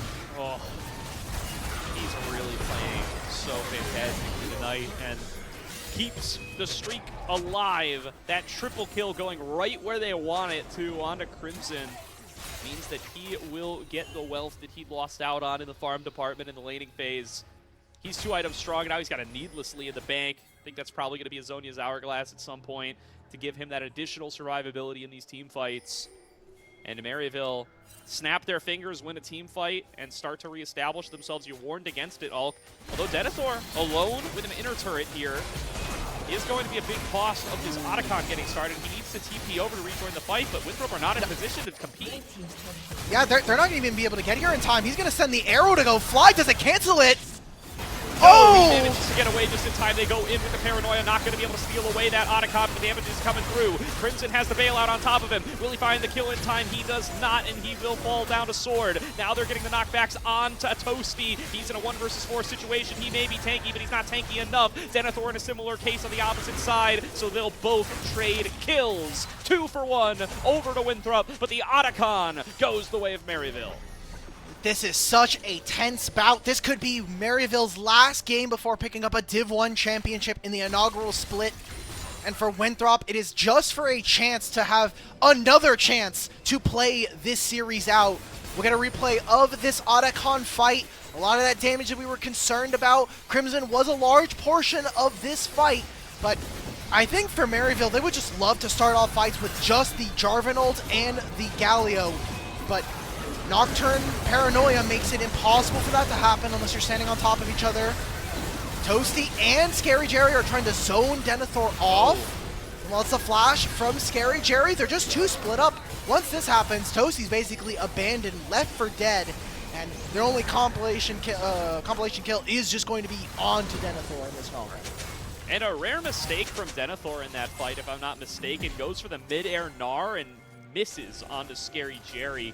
I think that could have gone even better for Winthrop if they had been able to. Yeah, find Jerry that also ability flashed. the way That was the Jerry Oh, flash there. Okay, Jerry did get the flash out of the way. Very good call then. Well, now we're back to Dragon. We're back to the scene of the crime. They got to walk in here. Denethor and Crimson are splitting. Only 35, not able to intercept the arrow in time, but Sword will manage to actually stay alive. He throws out the gravity well and immediately going to create as much space as he can between himself and the enemy. Crimson! Mobility, not going to have any such luck. Scary Jerry isolated on the other side. They will be able to take him down even through the bailout, so it's 80 carry for 80 carry so far, but only 35 and Sword are plenty low. Rapid taken out of the fight as well. Doesn't have the paranoia to be able to rejoin, and Denethor only going to be mega for a little bit longer. Gets the stun into the wall and a fair bit of damage onto Crimson, but he's still going to be standing, and Music has now found his mark. Wants to get forward on towards Sword. Only 35 going to try to hold him down. Here comes the heroic entrance. They're going to use the bailout to try to cut them down on the other side, and now here comes the collapse from Crimson, pinning them between the walls and claiming 3 for Maryville. Maryville will move up to Soul Point with Music soloing the Dragon, and I gotta say, Gordo, even with Winthrop getting themselves a gold advantage early on, even with some of the damage concerns, it's starting to feel like Maryville are gonna come back in this game. They're continuing to stack these objectives. I think they're having much cleaner team fights, even if they're down a little bit. And Crimson, with another massive flank on the Jax, is coming back in a big way here in this game 3. And it's so well set up for him because these big AoE ultimates from Maryville corral Winthrop into these tight spaces where Crimson can thrive. You have a heroic entrance from Toast the Alex coming in on the left. You have a hostile takeover from Cryogen coming in on the right, and they are just stuck in this tiny little sliver of terrain in between 2 walls, and Crimson tears them apart. If you are Winthrop, you're looking maybe for 3 items on mobility. Nomu's rapid fire cannon, what looks to potentially be an LDR third coming on through. No pick on the Scary Jerry. There's a Baron that spawns in 25 seconds. I don't think they have enough damage to threaten it. Maybe just trying to pull Winthrop over to this side of the map if they can grab maybe a little bit more vision for themselves. Steal a ward or 2 away from the Eagles. That'd be nice if you are Maryville. But this is kind of the height of Winthrop's power in my mind. 2 items on Victor, who has all of his evolves. You're going to be having mobility getting closer and closer to 3 items. This is really where I think if Winthrop can't win fights in convincing fashion from this point, they were never meant to win this game. And evidently, if that's the case, then they were never meant to win this series at this rate. Yeah, it's all about Crimson now, but Crimson knows it's all about him, so he's picked up that Zhonya's. It's going to be tougher to be able to pick him early on in these fights. He's pulled ahead of Denethor in the one-on-one department, and the rest of the team really going to need to pour a lot of resources both into dealing with Crimson, but into executing on that team fight that you call out. I think on paper they have the tools to be able to do it, but this Jax is so strong and has the capability of taking out both of your carries if left unchecked. So checking him has to be your #1 priority, but winning the fight, that's your #1 priority as well. You got 2 of them. For Winthrop, making sure that you have vision and more unique wards are going to be rewarded because you have this Nocturne ultimate. If Ashes stepped too far up, she has no midway on the turn to go for. Deep behind enemy lines, not going to get an opportunity to use use of that taunt. And the arrow going to come on across, going to get cleansed away by Mobility. Triple knockup found by only 35. They open up the curtain call, and they're starting to find shots on through. Mobility is low, or rather Music. They're going to get the knockup back in from Denethor, and now the Chaos Storm starting to rain across the rest of the team. They will be able to take out Crimson, but no, he goes into stasis, and he prevents the reset from coming through for the Chaos Storm from Sword. Now they're going to try to kite it on back. Sword and Mobility trying to pump out the damage. They take out Toasty, but Scary Jerry still finding arrows on the opposite side. It's a 2-for-2 exchange so far, but the execution out of the Jax was critical. They needed to get that top laner off the map. Now what about the rest of the fight? Slow's found by Scary Jerry, but Mobility, he's on the 4th shot. This clip deals so much damage. If he can find it on towards Scary Jerry, it'll be huge. TP coming through. Denethor doesn't want to give up on this fight. He knows the cryogen is low. He smells blood in the water, but he can't get the flank angle. He cannot cut them off, and the Saints will successfully retreat. There'll be no Baron taking here, but God damn it, Gordo. If this was a champion not named Ashe, if we got to see Jerry actually deal damage, they could have won this fight. I mean, Music should just be able to flag and drag his way out. An Ashe ultimate that is going to reach for some of our producers here ends up not landing. Maybe Winthrop feeling like they have to pull the trigger now. They have to be the ones that start up this Baron. We'll go into this replay, and this is a tough fight because of the lack of damage. Also the range that I think they're overextending into here. There is nothing that's going to be able to land on the Mobility. It's just an arrow, but he gets out of that after using the cleanse. He sets up with a great Deadly Flourish into Curtain Call combo. And it is basically Denethor who saves this entire fight, who lets them set up alongside Sword to win this one. Yeah, great stasis from Crimson here. Prevents the reset from coming through on towards Chaos Storm. That could have won the fight for Winthrop right there, with Sword being able to continue to rain through the damage, ticking away for the rest of the fight. Really good job of Mobility to absorb the pressure of that engage too. He tanks the engage from Toasty, he tanks the ultimate from Music, he tanks the arrow from Scary Jerry, and it cost him both the summoner spells, but he manages to survive it all.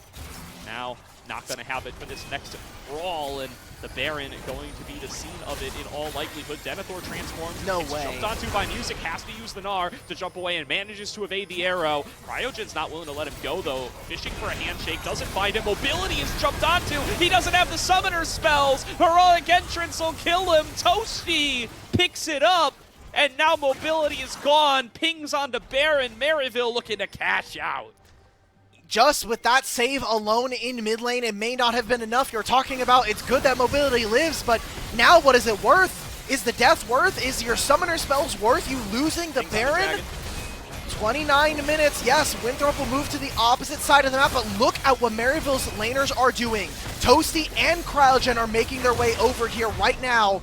Crimson can recall and teleport. They're not going to give this up for free. They're going to try to take a fight. They need to be able to melt this dragon down quickly. You can't afford to give up the soul. They should be able to secure it. They will do so, but now what about their exit plan? Crimson is teleported into the lane, coming in on the flank. Sword has already found his way out. Only 35 going to try to TP, but he gets stunned. And only 35, you're staying right here, brother. Meanwhile, Music has locked down Sword on the opposite side. They'll be able to execute it with the damage from Toasty and Cryogen.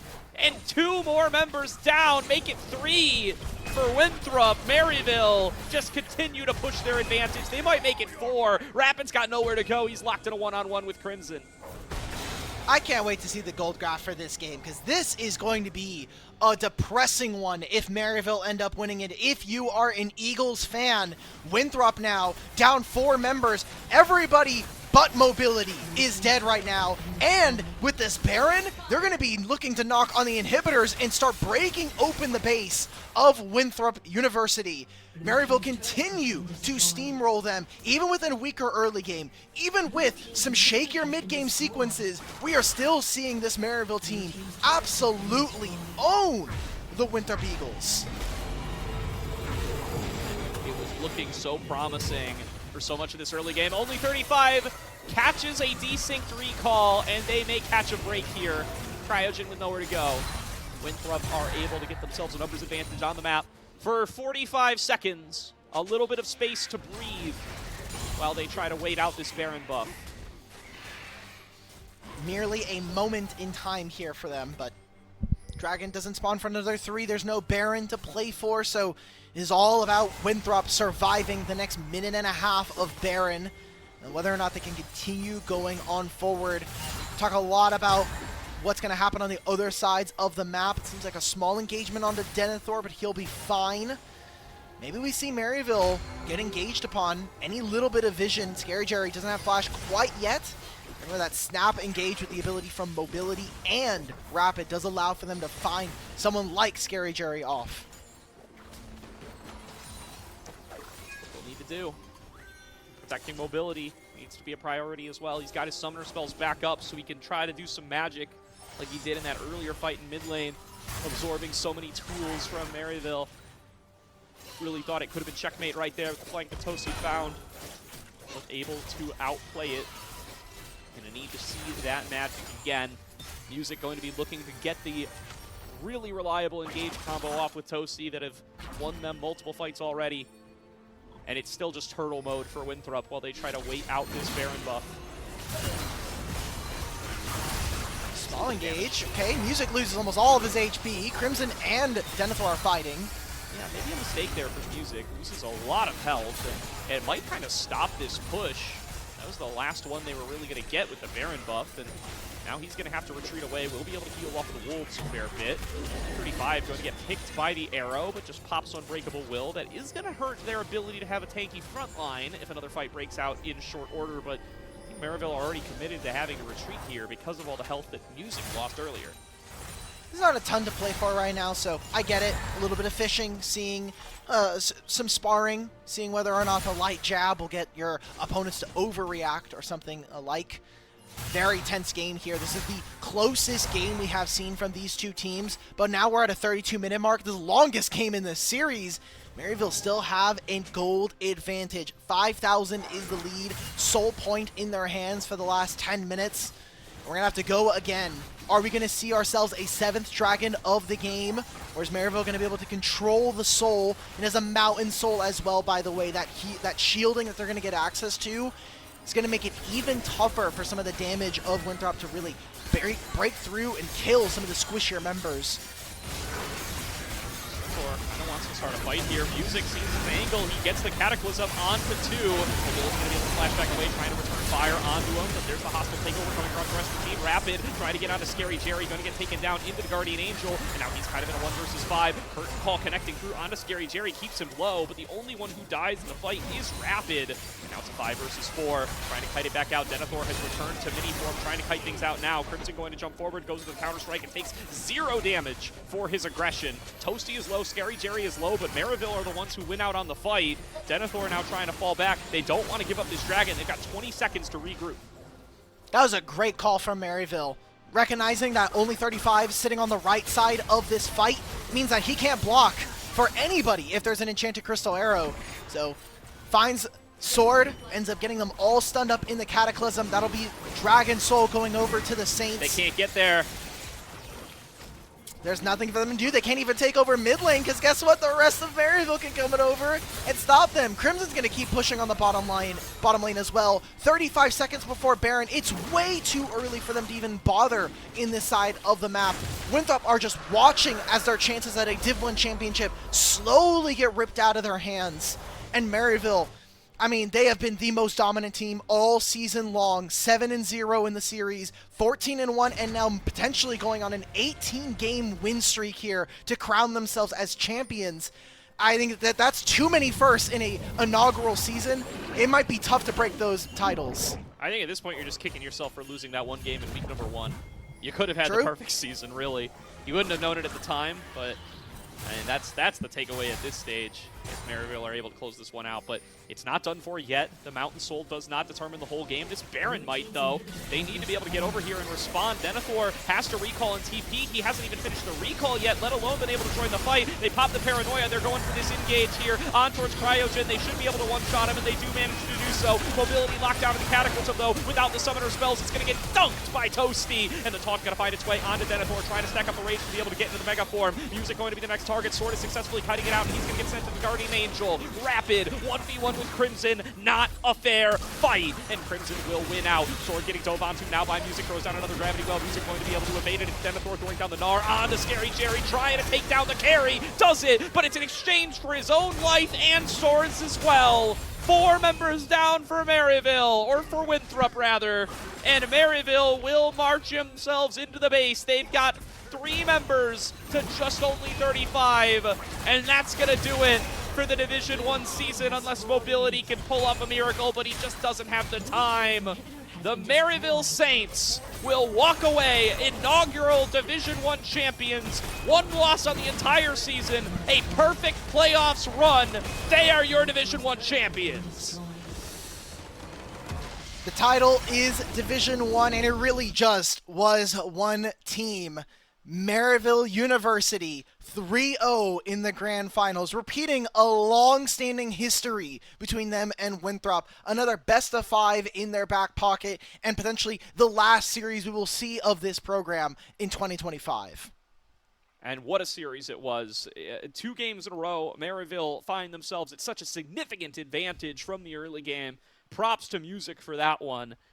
That Winthrop are just strangled out entirely. We don't get to see much of either of these teams. Finally, in game number 3, Winthrop find a foothold, but that then puts Maryville in their strength, in their home territory, their ability to team fight, their ability to come back from deficits. It's perhaps the strongest aspect of this squad, and they get to show it in full force here in game number 3, yanking that game back from the brink. The issue is that they very rarely find themselves in deficits. So it's like they just have really strong fundamentals. I really want to give a praise over to Coach Niles, who has shown time in and time out over at that program that what they're building over there is just top level. It's top tier at this point.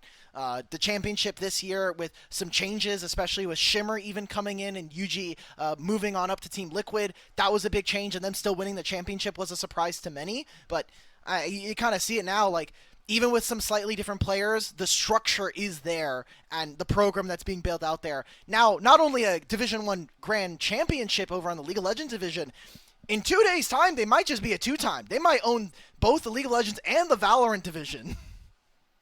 Yeah, they might get 2 Division 1s for the price of 1 here if they are able to come away with a Valorant chip as well. I just want to highlight Crimson over the course of this series, right? I think one of the matchups that felt like it was going to be the most even coming into the match, right? You know, we highlighted Mobility and Scary Jerry as these kind of, 2 sides of the same coin here, but Crimson and Denethor have been going at it for years. And you mentioned Niles, a top laner in his own right, now retired, but that's his trade, that's his specialty. And I think in his time as a coach, he has shown his ability to coach up these top laners is near unparalleled. He transformed Zamudo into one of the best top laners in the region. I think Crimson is now on that trajectory as well. This guy, this is perhaps the best series I've ever seen Crimson play. He looked fantastic in this series up against Denethor, who I have immense respect for as well. I'm very excited for what the future holds for this guy. Oh, for sure. That Nile stimulus check is hitting right now. It's doing wonders for everybody who touches top lane over there.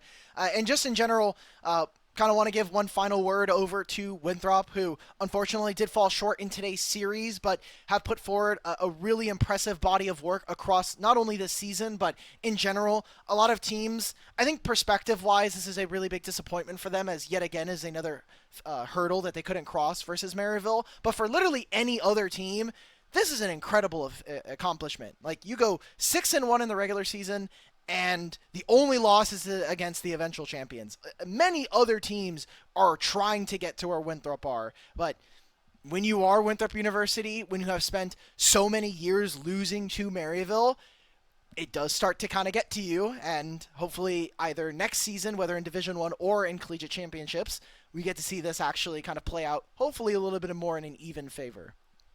Yeah, it stings for sure right now, but lots of footage to review back over. I think started to adapt in game number 3. You got to see better performance in the early game and just couldn't put it all together to be able to close out the game. If you're able to put yourself in those positions more consistently, maybe this series looks a little bit different, but just wiped out in the early stages, and that's where you're going to have to review. That's where you're going to have to, get back onto the film and clean things up for next time. That's all there really is to say about it.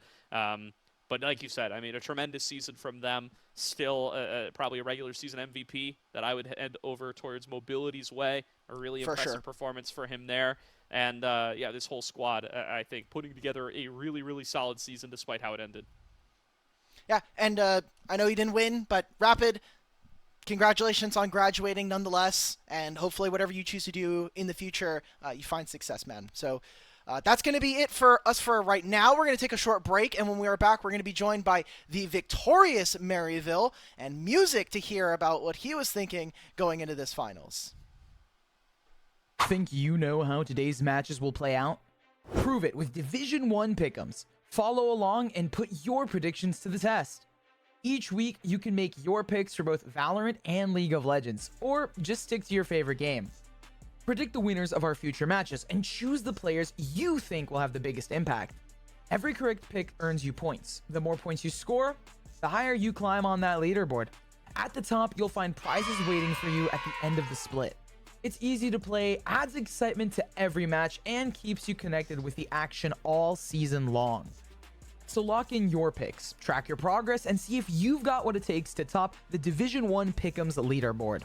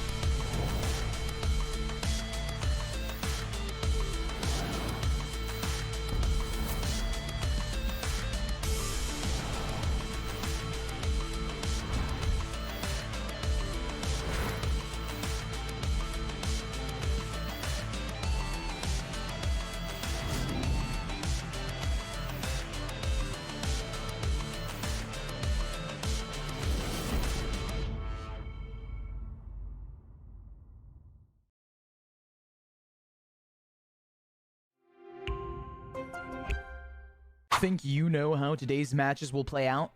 Prove it with Division 1 pick'ems. Follow along and put your predictions to the test. Each week, you can make your picks for both Valorant and League of Legends. Welcome back, everybody, to tonight's broadcast Division 1 Finals, where we are joined by the full Maryville squad. Congratulations, everybody, on the win. Music, you're the one with the interview officially. So congratulations extended to you first. What does it mean to be able to keep the streak up against Winthrop on a Maryville squad that you've just joined? It feels good. I mean, we've been putting hard work. Hard work pays off. My teammates played pretty good today in the series, so really proud of them. I think we showed up as a team versus props, and happy to take home the trophy. So there was a little bit of a preamble to this. You guys were just playing in Nace right before, and you guys lost. So what happened today before this series? I mean, sometimes, you lose focus and you lose, but after, I guess, losing, we were like, okay, like, we need to refocus up. We have another series at hand, Like, the best way we can do is just treat it as a scrim and moving to the finals. It's the best you can do, really. All right, locking on in, always good. For games 1 and 2 especially, Music, you find yourself really significant advantages in the jungle matchup, kind of starting right from level 1. You get those red buff invades off and are able to kind of shut Rapid out. Curious as to what you attribute those early leads to. Is it really strong early game planning? Did you see a certain thing in the lane states or in the game that allowed you to kind of set up those early advantages? Is it all because you lock in after the Nace loss? What do you attribute it to? I just had a hunch, and I followed my hunch, and it paid off. Alright. Man's got the jungle instinct, dog. I'm like talking about like, like he has winning lanes so he can move in, and literally he's like, yeah, bro, I just felt it in my jeans, bro. Like, I'm just invading this guy. I felt it. It fell in my blood. Well, that's great. I kind of want to ask about like some of your other teammates, right? Because we were kind of ending the cast with Crimson playing really, really well and maybe giving some of that credit over to Niles and the rest of the staff. So I kind of wanted to ask, like, how has it been now that you've had more weeks and kind of talking about like Niles' influence on the team? It's definitely helped a lot. Niles is a great leader, and he's really smart about the game. He's been helping us a lot, so obviously we couldn't have done it without him. And it's a team effort. Everybody's been putting in the work, and a lot of practice is being put into this. So I know everybody here cares, and I respect all my teammates. I love playing with them. So yeah, And stuff. So it's a team effort. what's the we talked about a little bit. This is kind of the first big CLOL best of 5, particularly for some of the younger guys on the team, right? Crimson, Toasty, Cryogen. What's the review, Music? How did they do coming into for Cryogen? This is first full Fearless best of 5, I believe, at least the first one that gets kind of for a major event like this. How did they all perform under the pressure? No, they did pretty well. It's really hard to adapt to a new environment, like moving away from home, going into college, and having school and league and all this practice mixed in. It's pretty difficult. So, like, honestly, hats off to them for being able to perform at this level with all that new changes to their lives. I'm really proud of them. Yeah, that makes sense. I mean, this is essentially like the last real event before the end of the year. If you kind of think, even like, sorry, Gordo, ACL is going on at the same time. I know some of the guys are involved, but like, kind of going into 2026, it's only going to get busier, and you guys are now going to basically be coming in as top dogs, previous championship with the former roster, and now with kind of more dominant wins both here and in other collegiate programs and stuff. So kind of what is your expectation, and do you think that the guys are right now like ready for what is going to be a pretty hectic schedule with not just this but other tournaments happening concurrently? I think it's hard to say if we're ready or how we will be. It's obviously like depends on everyone and how we perform, how school goes. There's a lot of other factors involved, so we'll take it step by step. I think this semester was a good like testing the waters about how like we enter school, playing competition, everything. So like it's kind of a small adjustment, and then getting prepared for the amp and practice and time we're gonna be putting into next semester. So we'll see how it goes, but I'm excited. All right. I want to take advantage of him being here. I want to tap Niles for the last question here. What's the coach's Sweet. review? What's the coach's review of the series? Are any laps being assigned? All right, I can ask myself. Pass him There you over. go. Yeah. Let's All go. right, I can hear you now. All right. Thank you very much, Niles. All right, what's the coach's review on the performance tonight? Are any laps being doled out for tonight's performance? No laps are being doled out, but I think we're gonna have a steak dinner for our MVP in the jungle right here. Correct. He was man, when he's like, I just knew, bro. Like that's just ice cold, bro. He's just like owning. Honestly, he really took it to Rapid in the series, and he really performed and stepped up in the comms as well. Because we lost that series versus GVU, right? And the boys are like feeling pretty bad about it. But then Music comes into game one, and he's just calming everything. He's thinking about the game, and he's leading really well. So I'm so proud of him. So proud of how he stepped up. So only celebrations for this one. Yeah. Love to hear it. I guess talking about the boys, I'll get one last in, and then we'll send you guys to get your For steak sure. dinner. But what has been the big point of growth for, I guess, each of the guys when you're talking about like this semester? Yeah, Bilal definitely his tank play and his weak side play. He's grown a lot in that. I think Music has cut down on his needless deaths. I think that's been really good. Toasty, I don't know. Toasty's the rock in the mid lane. He's really just growing in a lot of different areas. Jerry, his job is to be hard to kill. And in that last series, he was pretty hard to kill. He's working on that. Michael, it's kind of boring stuff. It's about like when to base, when to place wards. Because Michael has this bad habit of dropping so many wards that he bases and he drops them again, and his other side is like it's deleted. It doesn't go. So we've been working on that with Michael. But yeah, all the guys have grown a lot through this semester, so I'm so excited for what spring brings. Awesome. It's awesome to hear. Thanks so much, Niles. Appreciate it. This is Music's interview, so I'm not going to take the last word from him. Whoever wants to give it, everybody can give last words. But last words go to you guys over on the Maryville side. All right, Jerry. They're asking for some last words, bro. Last words. Any shout outs? Anything you got?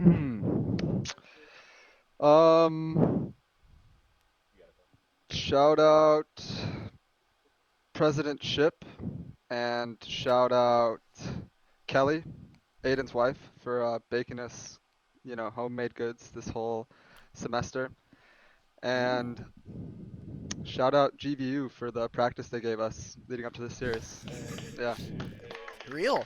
Let's Real. go. Let's go. All right. All right. Shout out All my right, dad. pass the He's in mic there right around. now. Shout out dad. Oh, Shout okay. out, Dad. That's good. Pass the mic around. Let's get some last words from the squad. Yeah, I we're enjoyed closing the out for the season. presidentship. Yeah. Uh, Hello. what's up? Oh, there you go. Okay. What's the shout outs, Crimson? What do you got to say before we Shout close out? out for the season? Shout out my team. Honestly, I love every single one of them. And shout out my family for watching my games, supporting me, and shout out all my friends. Nice. Good Awesome. stuff. Good stuff. All Pass right, it along. Pass the mic around. All right, Sean. You Next up. Hello. Hello. Hello. Any last words? Any shout outs? We're closing out for the night, but everybody can get their chance. We're trying to get everybody in. Yeah, I mean, shout out to my teammates. Played great. Honestly, couldn't have done without them. Shout out to Aiden for coaching us well, and shout out to my family and friends who watch and support me, and the school, obviously. So yeah, thank you, thank you guys for hosting the tournament. Good stuff. Good stuff. Anything from Cryo and Toasty? They get their chances. You guys wanna shout out? I know Shimmer's back there. I know that. They're good. I know the boys aren't around. All right. Sure, All you right. guys They're good? Well, Okay. appreciate it anyway. Okay. Congratulations, all of you guys, for your time, and congratulations for your win. Been a great time. Been a great season all around, Alk, from everybody here at Division 1. Thank you for those who have tuned on in. Shout out to all of the participating schools. Can't wait to be back bigger and better than ever for next season. But the inaugural Division 1 League of Legends season will close out there with a Maryville victory. Alk, any last words from you, brother? No, I'm kind of like, I don't want to say like relieved like in a bad way, but like it's over, right? Like it happened. We have Winthrop now who come in second. We have Maryville who potentially are looking at a 2-title division championship on their hands with going up against St. Clair in a couple of days. And even for the teams who either made playoffs or had early exits or didn't even make playoffs, like Stony Brook was a really big surprise this season. OSU gave us some really funny moments in terms of interviews. And for Utah, West Virginia, and Boise, I really appreciate them for kind of being able to stick through the rest of the league and giving us some individually really exciting moments. Definitely, definitely. Well, all that said, we're going to close out for the season here. Shout out to all the production crew, for myself, Alk Battery, as well as the production team. Thank you all for tuning in tonight, and we'll see you next time. Think you know how today's matches will play out? Prove it with Division 1 pick'ems. Follow along and put your predictions to the test. Each week, you can make your picks for both Valorant and League of Legends, or just stick to your favorite game. Predict the winners of our future matches and choose the players you think will have the biggest impact. Every correct pick earns you points. The more points you score, the higher you climb on that leaderboard. At the top, you'll find prizes waiting for you at the end of the split. It's easy to play, adds excitement to every match, and keeps you connected with the action all season long. So lock in your picks, track your progress, and see if you've got what it takes to top the Division 1 Pick'ems leaderboard.